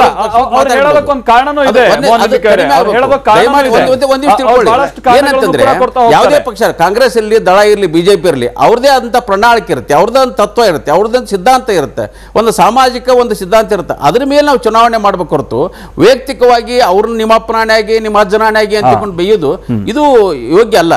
ಇಬ್ಬರು ಕೂಡ ಹಿರಿಯ ರಾಜಕಾರಣಿಗಳು, ದೇವೇಗೌಡರಾಗಿರ್ಬೋದು, ಸಿದ್ದರಾಮಯ್ಯ ಆಗಿರ್ಬೋದು, ಕುಮಾರಸ್ವಾಮಿಗಳಾಗಿರ್ಬೋದು, ಬಹಳ ಹಿರಿಯ ರಾಜಕಾರಣಿಗಳು. ವೈಯಕ್ತಿಕವಾದಂಥ ನಿಂದನೆ ಮಾಡೋದಕ್ಕಿಂತ ಅವ್ರಿಗೆ ಏನು ತತ್ವ ಏನೋ JDS ತಾ ಅಧಿಕಾರದಲ್ಲಿದ್ದ ಏನು ಸಾಧನೆ ಮಾಡಿದೆ, ಕಾಂಗ್ರೆಸ್ನವರು ಅಧಿಕಾರದಲ್ಲಿದ್ದ ಏನು ಸಾಧನೆ ಮಾಡಿದ್ದಾರೆ, BJP ಅವ್ರನ್ನ ಕೆಟ್ಟ ಮಾಡಿದ್ದಾರೆ, BJP ಅವರು ಒಳ್ಳೇದು ಮಾಡಿದ್ದಾರೆ, ಜನರಿಗೆ ಏನು ಕೊಟ್ಟಿದ್ದಾರೆ, ಏನು ಕೊಡಬೇಕು, BJP 5 ವರ್ಷ ಅಧಿಕಾರದಲ್ಲಿದ್ದ ಏನು ಮಾಡಿ, ಆ ಒಂದು ವಿಚಾರದ ಬಗ್ಗೆ ಮಾತಾಡಬೇಕು ಹೊರತು ವೈಯಕ್ತಿಕವಾಗಿ ಈ ರೀತಿ ಮಾತನಾಡೋದ್ರಿಂದ ಜನರಿಗೆ ಒಂದು ತಪ್ಪು ಸಂದೇಶ ಹೋಗುತ್ತೆ. ವೈಯಕ್ತಿಕವಾಗಿ ದ್ವೇಷ ಮಾಡೋದ್ರಿಂದ ಒಳ್ಳೇದಾಗುವುದಿಲ್ಲ. ಜನರು ಬಹಳ ಸೂಕ್ಷ್ಮವಾಗಿ ನೋಡ್ತಾ ಇದ್ದಾರೆ. ಅವರು ಚುನಾವಣೆಯೊಳಗೆ ಯಾರು ಆ ರೀತಿ ಮಾತಾಡ್ತಾರೋ ಸರಿಯಾದ ಬುದ್ಧಿಯನ್ನು ಕಲಿಸ್ತಾರೆ. ಈ ಒಂದು ವ್ಯವಸ್ಥೆ, ಇದು ಒಂದು ಪದ್ಧತಿ ತಕ್ಷಣ ಅದು ನಿಯಂತ್ರಣ ಆಗಬೇಕು, ಅದು ಬಂದಾಗಬೇಕು. ಅದು ಮಾತಾಡ್ತೀನಿ ನಿಮ್ ಜೊತೆ ಜನರೇ ಇದಕ್ಕೆ ಬುದ್ಧಿ ಕಲಿಸ್ತಾರೆ ಈ ತರದ ಪದಗಳನ್ನೆಲ್ಲ ಪ್ರಯೋಗ ಮಾಡಿದ್ರೆ ಅಂತ ಹೇಳಿ. ಹಾಗಾದ್ರೆ CM ಇದೇನಾದ್ರು ಎಫೆಕ್ಟ್ ಹೊಡೆಯುತ್ತಾ ಈ ತರದ ಪದಗಳು ಬಳಕೆ ಮಾಡೋದ್ರ, ಅಥವಾ ಒಂದಷ್ಟು ಮತ ಧ್ರುವೀಕರಣ ಆಗುವಂತಹ ನಿಟ್ಟಿನಲ್ಲಿ ಇದು ಎನ್ಕ್ಯಾಶ್ ಮಾಡ್ಕೊಳ್ಳೋಕ್ಕೂ ಕೂಡ ಇದರಿಂದ ಸಾಧ್ಯ ಆಗುತ್ತಾ? ಅದ್ರ ಬಗ್ಗೆ ಮಾತಾಡೋಣ, ಚಿಕ್ಕ ಬ್ರೇಕ್.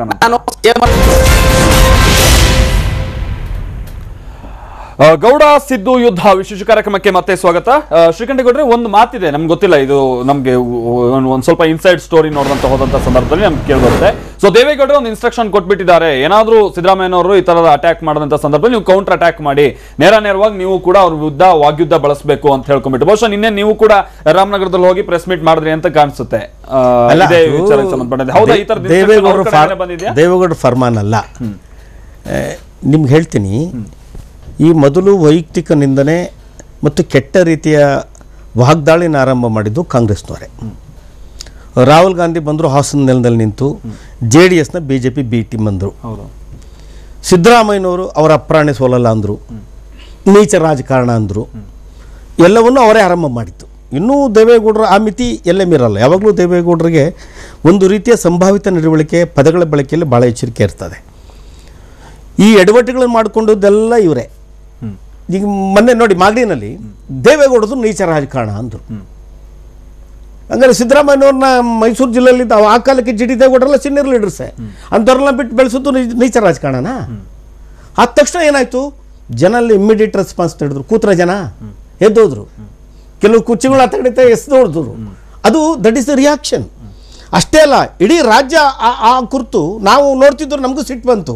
ನಾವು ರಮೇಶ್ ಬಾಬು ಮಾತಾಡ್ಕೊಂಡು ಹೊಡೆದ್ವಿ. ದೇವೇಗೌಡರು ಹೋಗಿಂತೇನು ಹೇಳಿದ್ದಲ್ಲ, ಏನೇನು ಹೇಳಬೇಕು ಸತ್ಯ ವಾಸ್ತವ ಎಲ್ಲ ಬಿಚ್ಚಿಟ್ವಿ. ಬೇಕಾದಾಗ ದೇವೇಗೌಡರು ಅಪ್ಕೊಳ್ತೀರಿ, ಬೇಡದೇ ಇದ್ದಾಗ ಇಂಥ ಚುನಾವಣೆ ಸಂದರ್ಭ ಬಂದಾಗ ಇವತ್ತೆಲ್ಲೋ ಅಲ್ಪಸಂಖ್ಯಾತರು, ದಲಿತರು ನಮ್ಮ ಕಡೆ ಬಂದರು. ನಾವು 2 ಉಪಮುಖ್ಯಮಂತ್ರಿ ಸ್ಥಾನಗಳು ಅವ್ರಿಗೆ ಘೋಷಣೆ ಮಾಡಿದ್ದೀವಿ. ಇವತ್ತು ಒಂದು ರೀತಿಯ ರಾಜಕೀಯ ಸಮೀಕರಣ ಆಗ್ತಾ ಇದೆ. JDS ಎಲ್ಲಾದರೂ ಹೋಗಲಿ, ಕುಮಾರಣ್ಣ ದೇವೇಗೌಡರು ದೊಡ್ಡ ಸಂಖ್ಯೆಯಲ್ಲಿ ಜನ ನಿರೀಕ್ಷೆ ಮೇಲೆ ಸೇರ್ತಾ ಇದ್ದಾರೆ. ಆ ಕುಮಾರ ಪರ್ವ ಅತ್ಯಂತ ಯಶಸ್ಸನ್ನು ಚಾಮುಂಡೇಶ್ವರಿ ನೆಲದಿಂದಲೇ ನವೆಂಬರ್ 7ರಲ್ಲಿ ಆರಂಭ ಮಾಡಿದ್ವು, ಇನ್ನೂ ನಿಂತಿಲ್ಲ ಅದು. ಇವ್ರು ಕಷ್ಟಪಟ್ಟು ಜನ ಸೇರಿಸ್ಬೇಕು. ನಮಗೆ ಜನ ಬರೋದು ನಮ್ಮ ನಿರೀಕ್ಷೆ ಮೀರಿ 10,000 ಅಂದ್ರೆ ಅಲ್ಲಿ 50,000 ಇರ್ತಾರೆ, 50,000 ಅಂದ್ರೆ 1,00,000 ಇರ್ತಾರೆ. ಆ ರೀತಿಯ ಸೃಷ್ಟಿಯಾಗಿರೋದನ್ನು ಕಂಡು ಹತಾಶರಾಗಿ ಈ ರೀತಿಯ ಮಾತುಗಳನ್ನ ಆಡ್ಲಿಕ್ಕೆ ಅವರು ಆರಂಭ ಮಾಡಿದ್ದಾರೆ. ಈ ತರ ಬೈತಾ ಇರೋದು ದೇವೇಗೌಡರಿಗೆ ಪ್ಲಸ್ ಆಗ್ತಾ ಇದೆ. ದೇವೇಗೌಡರು ಪ್ಲಸ್, ಪ್ರಾದೇಶ್ ಜೆಡಿಎಸ್ಗೂ ಪ್ಲಸ್. ಧರ್ಮಸೇನರೇ ಅವರು ಬೈಯೋದ್ರಿಂದ ರಾಜಕಾರಣ ಮಾಡಕ್ಕಾಗತ್ತಾ, ಚುನಾವಣೆ ಮಾಡಕ್ಕಾಗತ್ತಾ? ಅವರು ನೀವು ಬೈಯೋದು ಏನಾದ್ರೂ ಅವ್ರ ಕಡೆ ಅಭಿವೃದ್ಧಿ ಅಜೆಂಡಾ ಸರಿಯಾಗಿದೆ ಅಂತ ಹೇಳ್ತಾರೆ. ಹೌದಾ? ಎಲ್ಲೋ ಒಂದ್ ಕಡೆ ಎಫೆಕ್ಟ್ ಹೊಡೆಯುತ್ತೆ ಅನ್ಸಲ್ವಾ ಇಷ್ಟೆಲ್ಲ ನೋಡಿ ಪದಗಳನ್ನು ಬಳಕೆ ಅಲ್ಲ. ಒಂದು ವಿಚಾರ ಹೇಳ್ತೀನಿ, ಈಗ ಅವರು ಹೇಳಿದ್ರು ದೇವೇಗೌಡರನ್ನ ಬೇಕಾದಾಗ ಉಪಯೋಗಿಸ್ಕೊಳ್ತಾರೆ, ಬೇಡದಾಗ ಬಿಡ್ತಾರೆ ಅಂತೇಳಿ. ವೈಯಕ್ತಿಕವಾಗಿ ಯಾರೂ ಅದನ್ನ ಉಪಯೋಗಿಸ್ಕೊಂಡಿಲ್ಲ ಅಥವಾ ಪಕ್ಷಕ್ಕಾಗಿ ಉಪಯೋಗಿಸ್ಕೊಂಡಿಲ್ಲ. ನಾವು ಕಾಂಗ್ರೆಸ್ನವರು ಕಾವೇರಿದು ದಟ್ಸ್ ಎ ಸ್ಟೇಟ್ ಇಶ್ಯೂ. ಆಮೇಲೆ ಇವರೆಲ್ಲ ಯಾರ್ಯಾರು ಇವತ್ತು ದಕ್ಷಿಣ ಕರ್ನಾಟಕದಲ್ಲಿ ಕೇಳಿ ಸರ್, ನಂಜನಗೂಡಲ್ಲಿ ಪಕ್ಷ ಇತ್ತು ಸರ್. ನಾನು ಅವರು ಕಳಲೆ ಕೇಶವಮೂರ್ತಿ ಅವರು 43,000 ಓಟ್ ತಗೊಂಡಿದ್ರು ಬಿಕಾಸ್ ಆಫ್ ಬೆಂಕಿ ಮಹಾದೇವ್. ಗುಂಡ್ಲುಪೇಟೆಲ್ಲ ಅವ್ರದ್ದು ಇರ್ಲಿಲ್ಲ.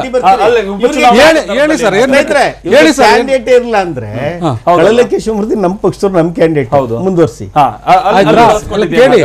ನೋಡಿ ಸರ್, ಅವತ್ತಿಗೆ ಏನಾಯ್ತು, ಈಗ ನಮ್ಮ ಪರಿಸ್ಥಿತಿ ಏನಿತ್ತಂದ್ರೆ, ನಾವು ಅಸೆಂಬ್ಲಿ ನಡೀತಾ ಇದೆ, ನಾವೆಲ್ಲ ಬೆಂಗಳೂರಲ್ಲಿ ವಿಧಾನಸೌಧದಲ್ಲೇ ಇದ್ದೀವಿ. ಬಿಜೆಪಿನಲ್ಲಿ ಶೋಭಾ ಕರಂದ್ಲಾಜೆ ಅವರು, ಯಡಿಯೂರಪ್ಪನವರು 2 ತಿಂಗಳು ಮುಂಚಿತವಾಗಿ ಹೊರಟೋಗ್ಬಿಟ್ರು. ಇದು ಗುಂಡ್ಲುಪೇಟೆ, ನಂಜನಗೂಡು ಈ ರಾಜ್ಯದ ಚುನಾವಣೆಯ ದಿಕ್ಸೂಚಿ ಅನ್ನೋದು ಇತ್ತು. ಸೊ ಆ ಸಂದರ್ಭದಲ್ಲಿ ನಿಮಗೆ ಒಂದು ವಿಚಾರ ಹೇಳ್ತೀನಿ.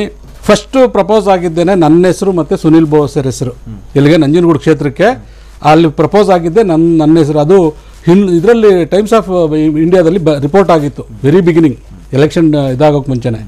ಅದಾಗಿದ್ಮೇಲೆ ಏನಾಯಿತು, ಎಚ್ ಸಿ ಮಾದೇವಪ್ಪ ಅವ್ರಿಗೆ ನಾನು ಕೂಡ ಹೇಳಿದೆ, ಸರ್ ನೀವೇನಿಲ್ಲಿ ನೆಕ್ಸ್ಟ್ ನೀವು ಅಲ್ಲಿಗೆ ಹೋಗೋದ್ಬೋದು, ಚೆನ್ನಾಗಿರುತ್ತೆ ಅಂತೆಲ್ಲ ಹೇಳಿದೆ. ಅವರು ಬೇಡ ಧರ್ಮಸೇನ್, ನಾನು ಬೇಡ ಅಂತಕ್ಕಂಥ ಮಾತನ್ನು ಕೂಡ ಎಚ್ ಸಿ ಮಾದೇವಪ್ಪನವ್ರು ಹೇಳಿದ್ರು.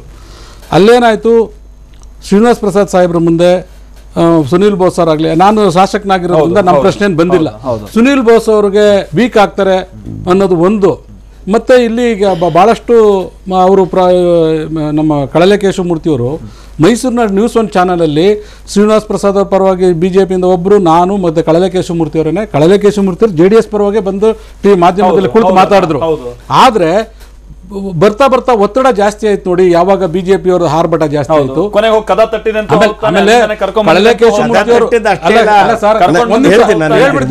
ಕಳಲೆ ಕೇಶವಮೂರ್ತಿಯವರು ಅಲ್ಲಿ ಸ್ಥಳೀಯವಾಗಿ ಮುಖಂಡರುಗಳು ಇವರೆಲ್ಲ ಕೂಡ ಚರ್ಚೆ ಮಾಡಿ, ಅವ್ರದ್ದು ಸ್ವಂತ ಧ್ರುವನಾರಾಯಣ ರಿಲೇಟಿವ್ ಅವರು. ಸೊ ಕಡೆಗೆ ಅಲ್ಲಿ ಭಾಗದವರೆಲ್ಲ ಸೇರಿ ನೀವು ಕಳಲೆ ಕೇಶವಮೂರ್ತಿ. ಆಮೇಲೆ ಇನ್ನೊಂದು ಬಹಳಷ್ಟು ಜನಕ್ಕೆ ಇದು ಗೊತ್ತಿಲ್ಲ, ನಾನು ಮಾಧ್ಯಮದ ಮುಖಾಂತರ ನಾನು ಹೇಳ್ತೀನಿ ಕೇಳಿ. ಈ ವಿಚಾರದಲ್ಲಿ ಮಾನ್ಯ ರಾಜಮ್ಮ ಅವರು ಬೆಂಕಿ ಮಹಾದೇವ್ ಅವರ ಸಾಹೇಬ್ರ ಹೆಂಗಸರವರು, ಅವರು ನಮ್ಮ ಜಿಲ್ಲಾ ಕಾಂಗ್ರೆಸ್ಲು ಕೂಡ ಸದಸ್ಯರಾಗಿದ್ದರು ನಾನು ಅಧ್ಯಕ್ಷನಾಗಿದ್ದಾಗ. ರಾಜಮ್ಮನವರು ಜಯದೇವ್ ಅಂತೇಳಿ ಅವ್ರು ಅಳಿಯ ಇದ್ದಾರೆ. ಯಡಿಯೂರಪ್ಪ ಸಾಹೇಬರು ಅವರು ಇಲ್ಲಪ್ಪ, ಅವ್ರು ಜಯದೇವ್ ಅವ್ರನ್ನ ನೀವು BJPನಲ್ಲೇ ಉಳಿರಿ, ಕಾಂಗ್ರೆಸ್ ಕಡೆ ಹೋಗಬೇಡಿ, ಅವರು ಹೋದ್ರೂ ಪರವಾಗಿಲ್ಲ ಅಂಥೇಳಿ ಅವ್ರನ್ನ BJPನಲ್ಲೇ ಉಳಿಸ್ಕೊಂಡ್ರು. ರಾಜಮ್ಮ ಮೇಡಮ್ ಅವರು, ಅಮ್ಮವರು ಅವ್ರು ಏನು ಮಾಡಿದ್ರು, ನೀವು ಕಳಲೆ ಕೇಶವಮೂರ್ತಿಯವ್ರನ್ನ ಮಾಡತಕ್ಕಂಥದ್ದಾದರೆ, ನಾವು ದಿನೇಶ್ ಗುಂಡ್ರಾವ್, ನಾನು ತನ್ವೀರ್ ಸೇಠ್ ಎಲ್ಲ ಕೂಡ ಬೆಂಕಿ ಮಹಾದೇವ್ ಸಾಹೇಬ್ರ ಮನೆಗೆ ಹೋಗಿದ್ದು. ಚುನಾವಣೆ ಪಕ್ಕದಲ್ಲೇ, ಅವ್ರ ಮನೆ ಪಕ್ಕದಲ್ಲೇ ಮನೆ ಮುಖ್ಯಮಂತ್ರಿಗಳದ್ದು ಸಭೆ ನಡೀತಾ ಇತ್ತು, ದೊಡ್ಡದು ಕಾಂಗ್ರೆಸ್ದು. ನಾವು ಅವರೆಲ್ಲ ಹೋಗಿ ಬಂದಂಥದ್ದು. ಇದೆಲ್ಲ ಕೂಡ ಆ ಸಂದರ್ಭದಲ್ಲಿ ಅವ್ರನ್ನ ಕ್ಯಾಂಡಿಡೇಟ್ ಮಾಡಿದ್ರೆ ನಾವು ಸಪೋರ್ಟ್ ಮಾಡ್ತೀವಿ ಅಂತ ಬೆಂಕಿ ಮಹಾದೇವ್ ಸಾಹೇಬ್ರ ಅಭಿಮಾನಿಗಳ ಬಳಗದಿಂದ ದೇವೇಗೌಡರು ತಾನೆ ಆ ಟೈಮಲ್ಲಿ ಸಪೋರ್ಟ್ ತಗೊಂಡು ಆ ನಂತರದಲ್ಲಿ ಈಗ ಏನಾಗಿದೆ, ಬಿಟ್ಕೊಟ್ರು ಅಂತ ಹೇಳ್ತಾ ಇದ್ದಾರೆ. ಅವ್ರು ಖಂಡಿತ ಬಿಡ್ಲಿಲ್ಲ. ಇದೇ ಕಳಲೆ ಕೇಶವಮೂರ್ತಿಯವರು JDS ಪರವಾಗಿ ಕೂತ್ಕೊಂಡು ಮೈಸೂರಿನ ಇದ್ರಲ್ಲಿ ಬಂದು ಇದು ಮಾಡಿದ್ದಾರೆ. ಆದ್ರೆ ಇನ್ನರ್ ಪಾಲಿಟಿಕ್ಸ್ ಬೇರೆ ಇತ್ತು. ಈಗ ಅವ್ರೇನು ಗುಂಡ್ಲುಪೇಟೆ ಮತ್ತೆ ನಂಜನಗೂಡು, ವಿಶೇಷವಾಗಿ ನಂಜನಗೂಡು ಉಪಚುನಾವಣೆ, ಗುಂಡ್ಲುಪೇಟೆ ಬಿಟ್ಟು ಅದು ಬೇರೆ ಕಾರಣದಿಂದ ಬಂದಿದ್ದು, ಅದು ಬೇರೆ ಬೇರೆ ಫ್ಯಾಕ್ಟರ್ಸ್ ಅಲ್ಲಿ ವರ್ಕ್ ಆಗ್ತದೆ. ಆದರೆ ವಿಶೇಷವಾಗಿ ನಂಜನಗೂಡು ಪೊಲಿಟಿಕಲಿ ಮೋಟಿವೇಟೆಡ್ ಒಂದು ಚುನಾವಣೆ ಅದು. ಹೌದು. ಹಾಗಾಗಿ ಅವತ್ತ ಪರಿಸ್ಥಿತಿ ಹೇಗಿತ್ತು, ರಾಜಕೀಯ ಪರಿಸ್ಥಿತಿ ಅವತ್ತು ನಾನು 2-3 ಸಲ ಆಲ್ರೆಡಿ ಬಹಿರಂಗವಾಗಿ ಇದ್ದೇ ಮಾಧ್ಯಮದಲ್ಲಿ ಹೇಳಿದ್ದೀನಿ. ನಾನು JDSನವರು ತಪ್ಪು ರಾಜಕೀಯ ನಿರ್ಧಾರ ಅವತ್ತು ತಗೊಂಡಿದ್ದು, ಅದಕ್ಕೆ ಇವತ್ತು ಬೆಲೆ ತೆರ್ತಾ ಇದಾರೆ ಅವರು. ಆ ಚುನಾವಣೆಯ ಫಲಿತಾಂಶದ ನಂತರವೇ ಕಾಂಗ್ರೆಸ್ಸಿನ ಧೋರಣೆ, ವಿಶೇಷವಾಗಿ ಮುಖ್ಯಮಂತ್ರಿಗಳ ಬಾಡಿ ಲ್ಯಾಂಗ್ವೇಜು, ಅವರು ಬಳಸ್ತಕ್ಕಂಥ ಭಾಷೆ ಎಲ್ಲವೂ ಚೇಂಜ್ ಆಗಿದ್ದು. ಇವನ್ ಕಾಂಗ್ರೆಸ್ ನಲ್ಲೂ ಅವರ ಪರಿಸ್ಥಿತಿ ಹೆಚ್ಚು ಗಟ್ಟಿಯಾಗಿದ್ದು.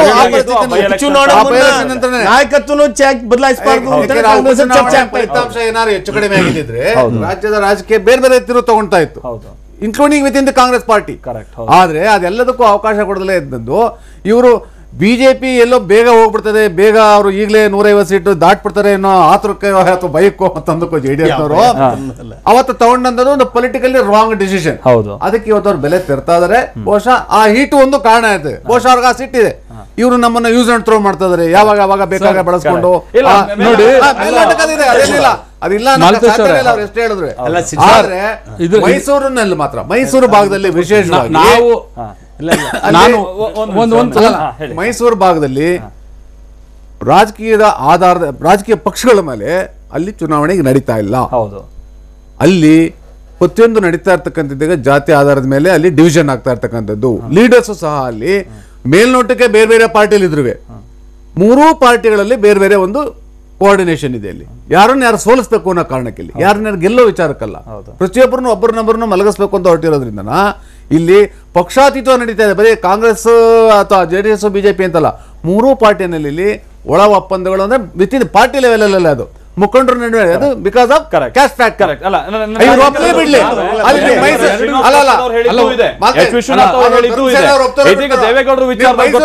ನಿಂತ್ಕೊಂಡು ಕೇಳಿದ್ರೆ ಸಾಮಾನ್ಯ ಜನ ಹೇಳ್ತಾರೆ ಇವತ್ತು. ನಮ್ಮಲ್ಲಿ ಈಗ ಜಾತಿ ರಾಜಕಾರಣ ಯಾವ ರೀತಿ ನಡೀತಾ ಇದೆ ಅನ್ನೋದು ಶ್ರೀನಿವಾಸ್ ಪ್ರಸಾದ್ ಅವರು ಹೇಳಿದ್ದು ಇದೆ, H. ವಿಶ್ವನಾಥ್ ಅವರು ಹೇಳಿದ್ದು ಇದೆ, ದೇವೇಗೌಡರ ವಿಚಾರದಲ್ಲಿ ಆಗಿರೋದು ಕೂಡ ಇದೆ. ನೋಡಿ ಸರ್, 52ನೇ ಇಸ್ವಿಯಿಂದ ರಾಜಕಾರಣ ತಗೊಂಡ್ರೆ ನಮ್ಮ ಭಾಗದಲ್ಲಿ ಒಕ್ಕಲಿಗರಲ್ಲಿ ಸಾವ್ಕಾರ್ ಚೆನ್ನೈನವರು ದೊಡ್ಡ ಲೀಡರ್. ಅವರು ನಮ್ಮ ತಂದೆಯವರಂತವ್ರನ್ನೆಲ್ಲ ಗುರುತಿಸಿ ಪಾರ್ಲಿಮೆಂಟ್ ಸದಸ್ಯನ ಮಾಡಿದ್ರು. ಆ ಸಂದರ್ಭ ಒಂದು ಸ್ವಲ್ಪ ಸರ್ ನೋಡಿ, ನಿಮ್ಗೇನ್ ಬೇಕು ನೀವ್ ಹೇಳಿ. ನನಗೆ ನಾನು ಮೈಸೂರು ಜಿಲ್ಲೆ ನಾನು ಹೇಳ್ತೀನಿ ಕೇಳಿ. ನಿಮ್ಗೆ ಮೈಸೂರು ಜಿಲ್ಲೆದು ಗೊತ್ತಿಲ್ಲ. ಸಾವ್ಕಾರ್ ಚೆನ್ನೈನವರು ಅಲ್ಲಿ ಮುಖ್ಯಮಂತ್ರಿಗಳಾಗ್ತಕ್ಕಂಥ ಅವಕಾಶ ಇತ್ತು.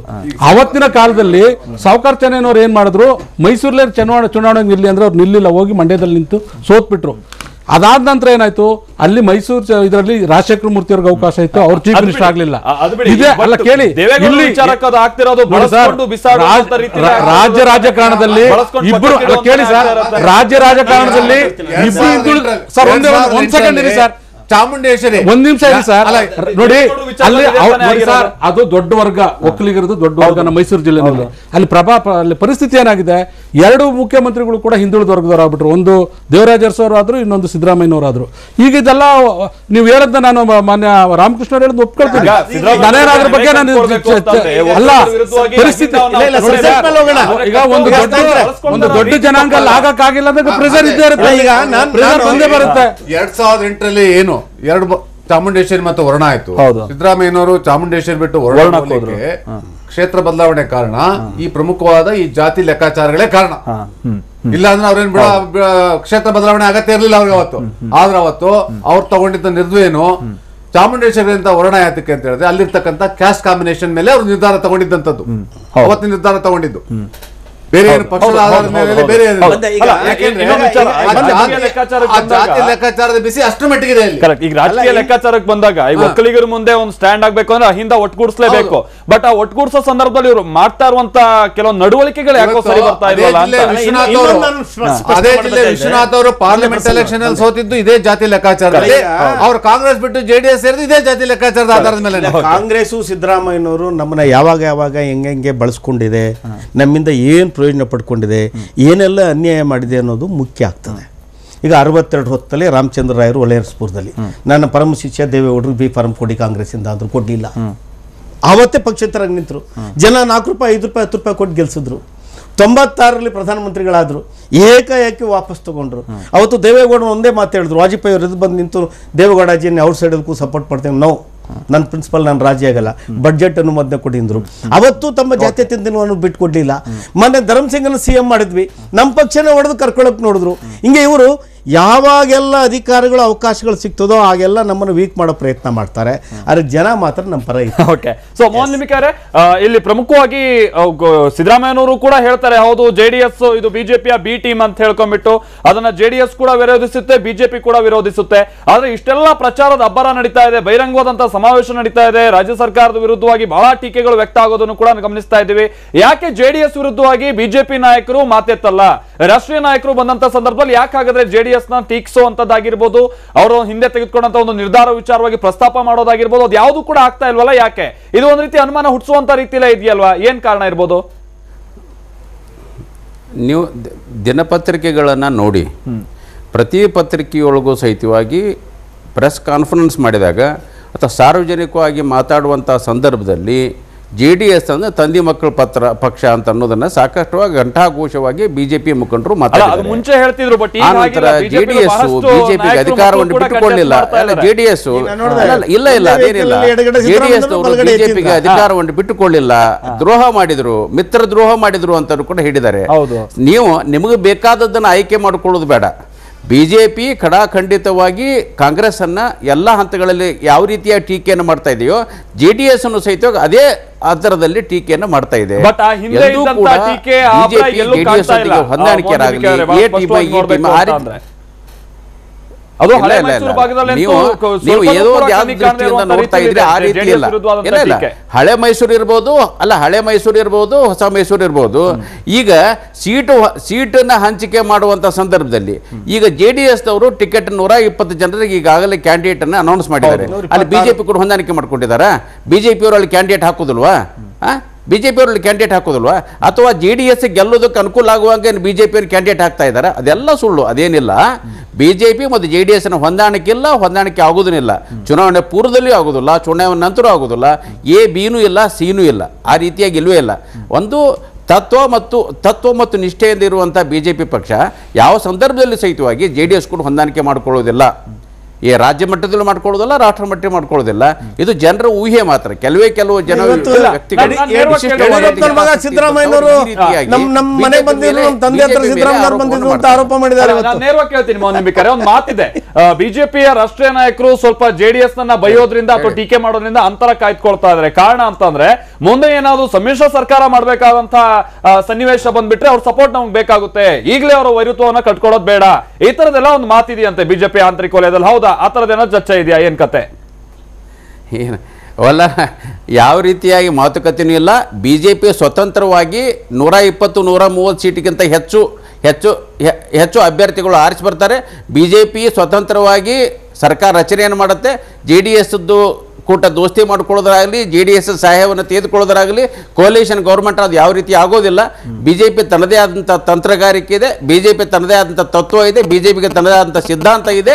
ಆ ಕಾರಣದಿಂದ ಬಿಜೆಪಿ ಸ್ವತಂತ್ರವಾಗಿ ಸರ್ಕಾರ ರಚನೆ ಮಾಡೋದರಲ್ಲಿ ಯಾವುದೇ ಸಂಶಯ ಇಲ್ಲ. ಜನರು ಬಿಜೆಪಿಗೆ ಈ ಸತಿ ಆಶೀರ್ವಾದ ಮಾಡ್ತಾರೆ, ಬಿಜೆಪಿ ಅಧಿಕಾರಕ್ಕೆ ಬಂದೇ ಬರುತ್ತೆ. ಓಕೆ, ಪ್ರಸನ್ನ ಕುಮಾರ್ ಅವರೇ, ಇಲ್ಲಿ ಒಂದು ವಿಚಾರ ಸ್ವಲ್ಪ ಪ್ರಶ್ನಾರ್ಥಕವಾಗಿ ಉಳಿಯುತ್ತೆ. ಆದ್ರೆ ಸಿದ್ದರಾಮಯ್ಯನವರು ಬಹಳ ಸಂದರ್ಭದಲ್ಲಿ ಆಗಾಗ ಹೇಳ್ತಾ ಇರ್ತಾರೆ, ನಾನು ಬೆಳೆಯೋ ನನಗೆ ತಾಕತ್ತಿತ್ತು, ನಾನು ಬೆಳೆದ್ಕೊಂಡು ಬಂದೆ ಅನ್ನುವಂಥ ರೀತಿಯಲ್ಲಿ ಕೆಲವೊಂದಷ್ಟು ಮಾತುಗಳನ್ನ ಆಡ್ತಾ ಇರ್ತಾರೆ. ಯಾವಾಗ ಇವರು ದೇವೇಗೌಡರು ಬೆಳೆಸಿದ್ರು, JDS ಬೆಳೆಸ್ತು ಅನ್ನುವಂಥ ಸಂದರ್ಭದಲ್ಲಿ ಮೇಲ್ನೋಡಕ್ಕೆ ಹೌದು ಕೂಡ ಅನ್ಸುತ್ತೆ. ಹಿಂದೆ ಹೆಗ್ಡೆ ಅವ್ರು ಬಿಟ್ಟು ಹೋದಂತ ಸಂದರ್ಭದಲ್ಲಿ ಅವರು ಹೆಗ್ಡೆ ಅವ್ರ ಜೊತೆನೇ ಇದ್ರು, ದೇವೇಗೌಡರು ಬಿಟ್ಟು ಹೋದಂತ ಸಂದರ್ಭದಲ್ಲಿ ಅವ್ರ ಜೊತೆ ಏನು ಹೋಗ್ಲಿಲ್ಲ. ಆ ನಂತರದಲ್ಲಿ ಮತ್ತೆ ಅವ್ರ ಜೊತೆ ಸೇರ್ಕೊಂಡು ಆ ನಂತರದಲ್ಲಿ ಅವ್ರ ಬೆಳವಣಿಗೆ ಆಗ್ತಾ ಬಂದಿದ್ ಬಿಟ್ರೆ ದೇವೇಗೌಡರ ಹಿಂಬಾಲಕರಾಗಿ ಏನು ಹೋಗಿದ್ದೇನು ಹಿಸ್ಟ್ರಿಲೂ ಕೂಡ ನಮ್ಗೆ ಕಾಣ ಸಿಗೋದಿಲ್ಲ. ಹೌದು, ಇವ್ರು ಯಾಕೆ ಅಷ್ಟೂ ಮಟ್ಟಿಗೆ ಬಾಗ್ಬೇಕು ಅನ್ನುವಂಥ ರೀತಿಲೂ ಅನ್ಸುತ್ತಲ್ವಾ ಹಿಂದಿನ ವಿಚಾರಗಳು ನೋಡ್ತಾ ಹೋದ್ರೆ? ಒಳಗಡೆ ಒಂದೇನೋ ಒಂದು ಶಕ್ತಿ ಇರ್ತದೆ. ಅದರ ಶಕ್ತಿಗೆ ಗೊಬ್ಬರ ನೀರು ಹಾಕಿ ಬೆಳೆಸುವಂಥವ್ರು ಬೇಕಾಗ್ತದೆ. ಅದು ರಾಮಕೃಷ್ಣ ಹೆಗಡೆಯವರು, ದೇವೇಗೌಡರು, ಬೊಮ್ಮಾಯಿಯವರು ಸಿದ್ದರಾಮಯ್ಯನವರಿಗೆ ಮಾಡಿದ್ದಾರೆ. ಅದನ್ನ ಯಾರು ಇಲ್ಲ ಅನ್ಲಿಕ್ಕೆ ಆಗೋದಿಲ್ಲ. ಯಾಕಂದ್ರೆ ಕಣ್ಣು ಎದುರುಗಡೆ ನಡೆದಿರೋ ಘಟನಾವಳಿಗಳು ಅಲ್ಲ. 83 ನಂತರ 83ರಲ್ಲಿ ಅವರು ಫಸ್ಟ್ ಗೆದ್ದು ಬಂದಾಗ ಅವರು ಪಕ್ಷೇತರರಾಗಿದ್ರು ಟೆಕ್ನಿಕಲಿ. ಅಂತ ಸಂದರ್ಭದಲ್ಲಿ ನೋಡ್ಕೊಂಡು ಅವತ್ತ ರಾಮಕೃಷ್ಣ ಹೆಗಡೆಯವರು ಮೊದಲನೇ ಬಾರಿ ಗುರುಸಿದ್ರು. ಅವತ್ತು ಅವ್ರು ಗುರುಸಿದ್ದೇನು, ಈ ಹುಡುಗನ ನಾವು ಇಟ್ಕೊಂಡ್ರೆ ಕ್ಯಾಸ್ಟ್ ಕಾಂಬಿನೇಷನ್. ಅವತ್ತ ರಾಮಕೃಷ್ಣ ಹೆಗಡೆಯವರು ಲೆಕ್ಕಾಚಾರ ಆಗ್ತಿದ್ದು ಮೊದಲನೇ ಬಾರಿಗೆ ಲಿಂಗಾಯತರು ಈ ಕುರುಬಾ ಕಾಂಬಿನೇಷನ್ ಬಗ್ಗೆ ನಾರ್ತ್ ಕರ್ನಾಟಕ ಇಟ್ಕೊಂಡು ಲೆಕ್ಕಾಚಾರ ಆಗ್ತದೆ. ದೇವೇಗೌಡರು ಸಹ ಗುರುಸಿದ್ರು. ಈ ನಮ್ಮ ಭಾಗಕ್ಕೆ ಬೇಕಾಗ್ತಾನೆ ಇವನು, ಈ ಹಳೆ ಮೈಸೂರು ಭಾಗದಲ್ಲಿ ಈ ಕಾಂಬಿನೇಷನ್ ವರ್ಕೌಟ್ ಆಗುತ್ತೆ. ಒಕ್ಕಲಿಗರು ಮತ್ತೆ ಕುರುಬರು ಕಾಂಬಿನೇಷನ್. ಅವತ್ತು ಜನತಾ ಪಾರ್ಟಿ ಇವತ್ತು ಜನತಾದಳ ಆರಂಭದಲ್ಲಿ ನಿಂತು ಜಾರ್ಜ್ ಫರ್ನಾಂಡಿಸ್ ಕರ್ಕೊಂಡ್ಬಂದು ಅದು ನಿಂತಿದ್ದು ಅದಕ್ಕೆ ಇಂಡಿಪೆಂಡೆಂಟ್ ನಿಂತು ಅವತ್ತು ಗೆದ್ದ ಮೇಲೆ ಬೆಳಕಿಗೆ ಬಂದಿದ್ದು. ಯಾವತ್ತು 83ನಲ್ಲಿ ಮೊದಲನೇ ಬಾರಿ ಗೆದ್ದು ಬಂದ ಮೇಲೆ ಅವತ್ತು ಮೊದಲನೇ ಬಾರಿಗೆ ಇವತ್ತು ಹೇಳ್ತೀನಿ, ಅವತ್ತು ಅವರು ಎಷ್ಟು ಗಂಭೀರವಾಗಿ ತಗೊಂಡಿರ್ಲಿಲ್ಲ. ಅವತ್ತಕ್ಕೆ ಮೈನಾರಿಟಿ ಇತ್ತು. ಬಿಜೆಪಿ ಸಪೋರ್ಟ್ ಅಲ್ಲಿ ಗೌರ್ಮೆಂಟ್ ಮಾಡಿದ್ದು 83ನಲ್ಲಿ. ಅವತ್ತು ರಾಮಕೃಷ್ಣ ಹೆಗಡೆ ಅವತ್ತ ಕನ್ನಡ ಕಾವಲ ಸಮಿತಿ ಅಂತ ಹೇಳಿ ಒಂದು ಹೊಸದಾಗಿ ಮೊದಲನೇ ಬಾರಿಗೆ ಮಾಡಿದ್ರು. ಇವ್ರನ್ನ ಅಧ್ಯಕ್ಷನ್ ಮಾಡಿದ್ರು. ಇವ್ರನ್ನ ಅಧ್ಯಕ್ಷನ್ ಮಾಡೋದಕ್ಕೆ ಮುಂಚೆ ನಮಗೆ ಗೊತ್ತಿರೋ ಅವತ್ತು ನಾವೆಲ್ಲ ಮಾಧ್ಯಮದಲ್ಲಿ ಇದ್ದರು. ಮೊದಲನೇ ಬಾರಿಗೆ ಅವರು ರಾಮಕೃಷ್ಣ ಹೆಗಡೆ ಅವರು, ಖಾದ್ರಿ ಶಾಮಣ್ಣವರು ಅವತ್ತು ಕನ್ನಡಪ್ರಭ ಪತ್ರಿಕೆ ಸಂಪಾದಕರಿದ್ರು, ಅವರನ್ನ ಆಯ್ಕೆ ಮಾಡ್ಕೊಂಡಿದ್ರು ಕನ್ನಡ ಕಾವಲು ಸಮಿತಿ.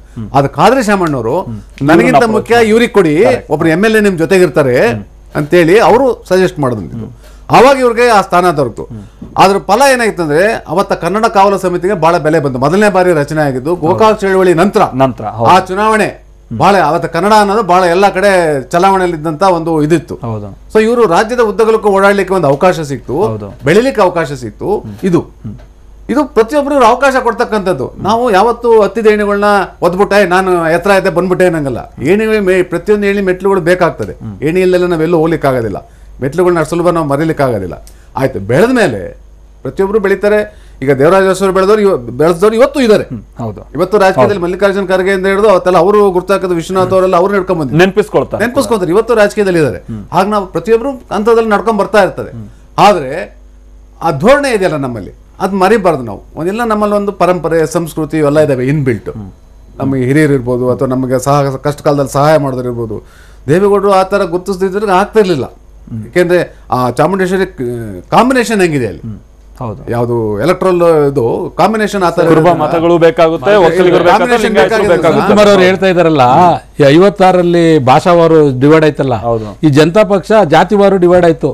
ಎಲ್ಲೆಲ್ಲಿ ಲಿಂಗಾಯತರಿದಾರಲ್ಲ JDU ಆಯ್ತು, ಎಲ್ಲೆಲ್ಲಿ ಒಕ್ಕಲಿಗರು ಇವರು ಇದಾರೆ ಇದು JDS ಆಯ್ತು.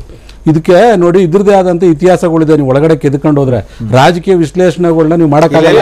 ಕೇಳಿ ಸರ್, ಈಗ ಹೇಳ್ತೀನಿ ಕೇಳಿ. ಈಗ ಚಾಮುಂಡೇಶ್ವರಿ ಅವತ್ತಿನ ಮಟ್ಟಕ್ಕೆ ಲಿಂಗಾಯತರು ಇದ್ದಿದ್ರೆ ಸಿದ್ದರಾಮಯ್ಯ ಸಾಹೇಬ್ರು JDU-ಗೆ ಹೋಗ್ತಿದ್ರು. ಅವ್ರಿಗೆ ದೇವೇಗೌಡರ ಸಪೋರ್ಟ್ ಬೇಕಿತ್ತು. ನೋಡಿ ಮುಚ್ಚುಮರೆ ಮಾತಾಡೋದಲ್ಲ, ವಾಸ್ತವಿಕತೆ ಬೇಕಿತ್ತು. ಅದೆಲ್ಲ ನೀವು ಅದನ್ನ ಇದ್ ಮಾಡಕ್ ಆಗಲ್ಲ. ಕೇಳಿ, ಈಗ ನೀವ್ ಹೇಳೋದನ್ನ ನಾನು ಯಾವ್ದು ನಾನು ಇಲ್ಲ ಅಂತ ಹೇಳಲ್ಲ. ನೀವು JDS JDU ಇದರ ಆಧಾರದ ಮೇಲೆನೆ ಅದು ಇಬ್ಬಾಗ ಆಗಿರ್ತಕ್ಕಂಥದ್ದು. ಈಗ ಮಾದೇವ ಪ್ರಸಾದ್ ಅವ್ರಿಗೆ ಇದಿತ್ತು, ಲಿಂಗಾಯತರ ಪ್ರಭಾವ ಇತ್ತು, ಅವ್ರು JDU-ಗೆ ಹೋದ್ರು MP ಪ್ರಕಾಶ್ ಅವ್ರ ನೇತೃತ್ವದಲ್ಲಿ. ಸೊ ಇದನ್ನೆಲ್ಲ ಕೂಡ ಏನಾಗ್ತದೆ, ದೇವೇಗೌಡರು ಮಾಡಿದ್ರು, ನಾವಿಲ್ಲ ಅಂತ ಹೇಳಲ್ಲ, ಮಾಡಲ್ಲ ಅಂತ ಹೇಳಿ. ಅಷ್ಟೇ ಸಿದ್ದರಾಮಯ್ಯ ಸಾಹೇಬ್ರು ಮಾಡಿದ್ದಾರೆ. ಅದಕ್ಕೆಲ್ಲ ಪೂರ್ವಕವಾಗಿಲ್ಲದೆ ಯಾವ ರಾಜಕಾರಣ ನಡೆಯಲ್ಲ. ಸಿದ್ದರಾಮಯ್ಯನವರು ಜಾರ್ಜ್ ಫರ್ನಾಂಡಿಸ್ ನೋಡಿಲ್ಲ ಅಂದ್ರೆ ಹೋಗಲ್ಲ.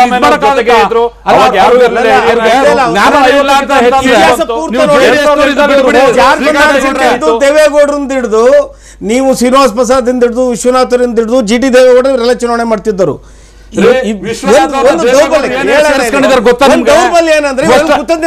ಏನ್ ಸರ್ ಇಷ್ಟೊಂದು JDS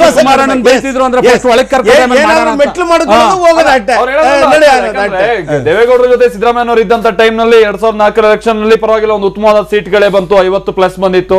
ಅವ್ರು ಹೋದ ನಂತರದಲ್ಲಿ ಇಲ್ಲ ಅಗೈನ್ ಬಿದ್ಬಿಡ್ತು 30ಕ್ಕಿಂತ ಕಡಿಮೆ. ಹಾಗಾಗಿ ಅವರಿಗೂ ಅನಿವಾರ್ಯ ಇತ್ತು ಸಿದ್ದರಾಮಯ್ಯನವರು. ಪ್ರಶ್ನೆ ಏನಿಲ್ಲ ಸರ್. ಈಗ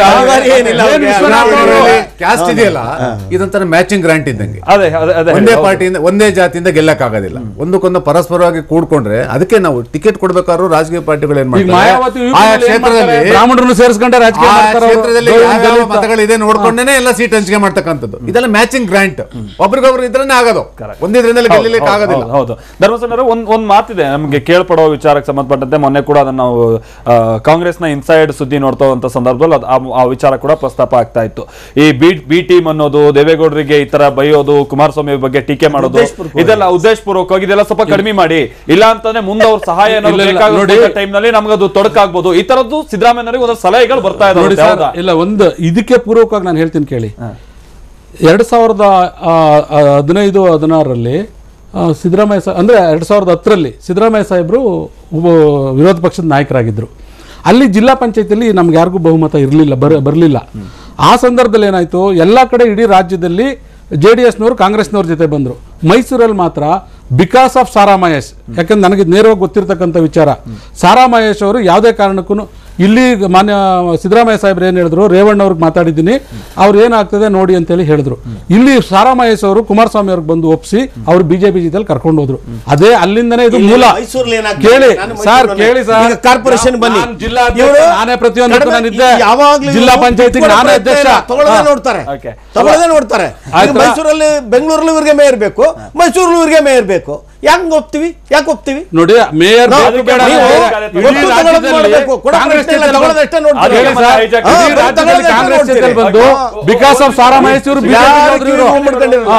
ಬಹುಶಃ ಮೊನ್ನೆ ಕುಮಾರಸ್ವಾಮಿ ಅವರು ಮಾತು ಪಿತ್ತ ನೆತ್ತಿಗೇರು ಒಂದು ಮಾತನ್ನ ಹೇಳಿದ್ರು, ಹೀಗೆ ಬೈತಾ ಇರಿ, ಬಿಜೆಪಿ ಪಕ್ಕ ನಿಂತು ನಾನು ಕೆಮ್ಮುದ್ರೆ ಏನಾಗುತ್ತೆ ಅನ್ನೋ ತಿಳ್ಕೊಳ್ಳಿ ಅಂತ. ಏನ್ ಅದ್ರ ಅರ್ಥ ಏನು ಅಂತ ಹೇಳಿ ಅಲ್ಲ, ಅವರು ಒಂದು ಎಚ್ಚರಿಕೆನ ಅತಿಯಾಗಿ ಮಾಡೋದಕ್ಕೆ ಹೋಗ್ಬೇಡಿ ಅಂತ ಸ್ವಾಭಾವಿಕವಾಗಿ ಆಡದಂತ ಮಾತದು.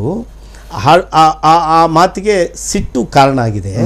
ಮತ್ತೆ ಹಾಗೆ ನಡ್ಕೊಳ್ತಾ ಇದ್ದಾರೆ ಸಿದ್ದರಾಮಯ್ಯವ್ರ ಮಾತುಗಳು. ಒಬ್ಬ ಮುಖ್ಯಮಂತ್ರಿ ಹಾಡುವಂತ ಮಾತುಗಳಲ್ಲ.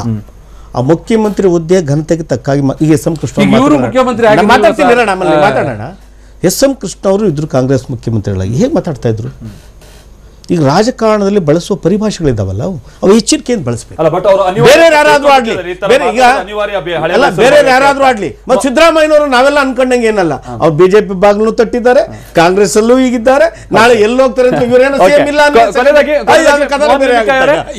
ಇದೆಲ್ಲ ನೋಡ್ತಾ ಇರೋ ಟೈಮ್ ನಲ್ಲಿ ಹಳೆ ಮೈಸೂರು ಭಾಗದಲ್ಲಿ ಪರ್ಟಿಕ್ಯುಲರ್ಲಿ ತಗೊಳ್ಳೋದಾದ್ರೆ ಬಿಜೆಪಿ ಇದರಿಂದ ಎಲ್ಲ ಅಂತರ ಕಾಯ್ದುಕೊಳ್ತಾ ಇದ್ರು ಕೂಡ ಇಬ್ರು ಹೀಗೆ ಬೈಕೊಳ್ತಾ ಇರೋದು ಯಾರಿಗ್ ಲಾಭ ಆಗ್ಬೋದು ಅಂತ ಹೇಳಿ ನೀವು ಮೂರನೇ ವ್ಯಕ್ತಿಯಾಗಿ ನಿಂತು ನೋಡಿದಂತ ಸಂದರ್ಭದಲ್ಲಿ ಅವ್ರಿಗೆ ಹೇಳ್ತಾರೆ ಅಲ್ಲ. ಹಲೋ, ಹೇಳಿ ಹೇಳಿ, ಕೇಳಿಸ್ತಾ ಇದೆಯಾ? ಹಲೋ, ಕೇಳಿಸ್ತಾ ಇದೆಯಾ ಮೋಹನ್ ಲಿಂಬಿಕೆ ಅವರ? ಈಗ ಕೇಳ್ತಾ ಇದೆ ನೋಡಿ.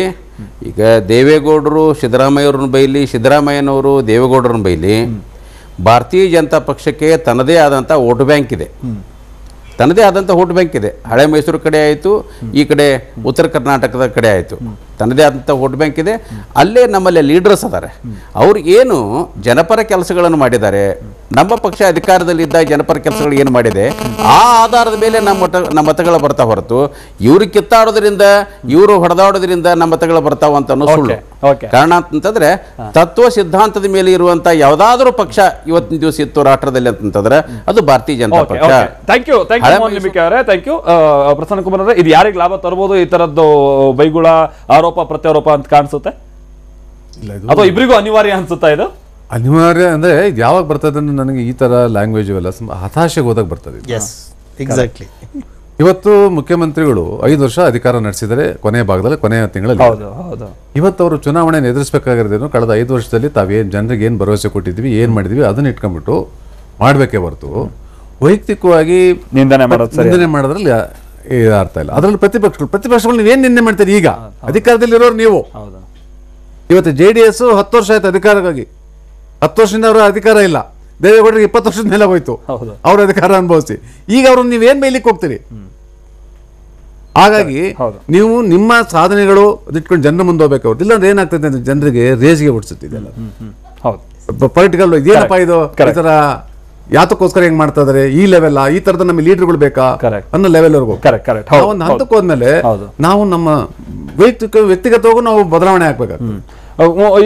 ಈ ಬೆಳವಣಿಗೆಗಳೇ ಒಂಥರ ಸರಿಯಲ್ಲ ಅಂತ. Thank you Prasanna Kumar, thank you Srikanth ಗೌಡ್ರೆ, ಹಾಗೆ ಧನ್ಯವಾದ. ಹಾಗೆ ಮೋಹನ್ ಲಿಂಬಿಕೆ ಅವರೇ ತಮಗೂ ಕೂಡ ಧನ್ಯವಾದ.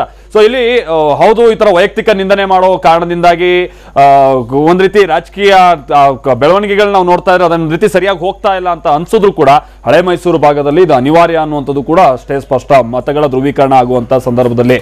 ಆದ್ರೆ ಇಷ್ಟರ ಮಟ್ಟಿಗೆ ಏನು ವೈಯಕ್ತಿಕವಾಗಿ ನಿಂದನೆಗಳು ಮಾಡುವಂಥದ್ದು ಯಾಕೋ ಇಬ್ಬರ ಘನತೆಗೂ ಕೂಡ ಸರಿಯಲ್ಲ ಅನ್ನುವಂಥ ರೀತಿಯಲ್ಲೂ ಕೂಡ ಅಭಿಪ್ರಾಯಗಳು ವ್ಯಕ್ತ ಆಗ್ತಾ ಇರುವಂತೂ ನಿಜಕ್ಕೂ ಕೂಡ ಅದು ಸತ್ಯ.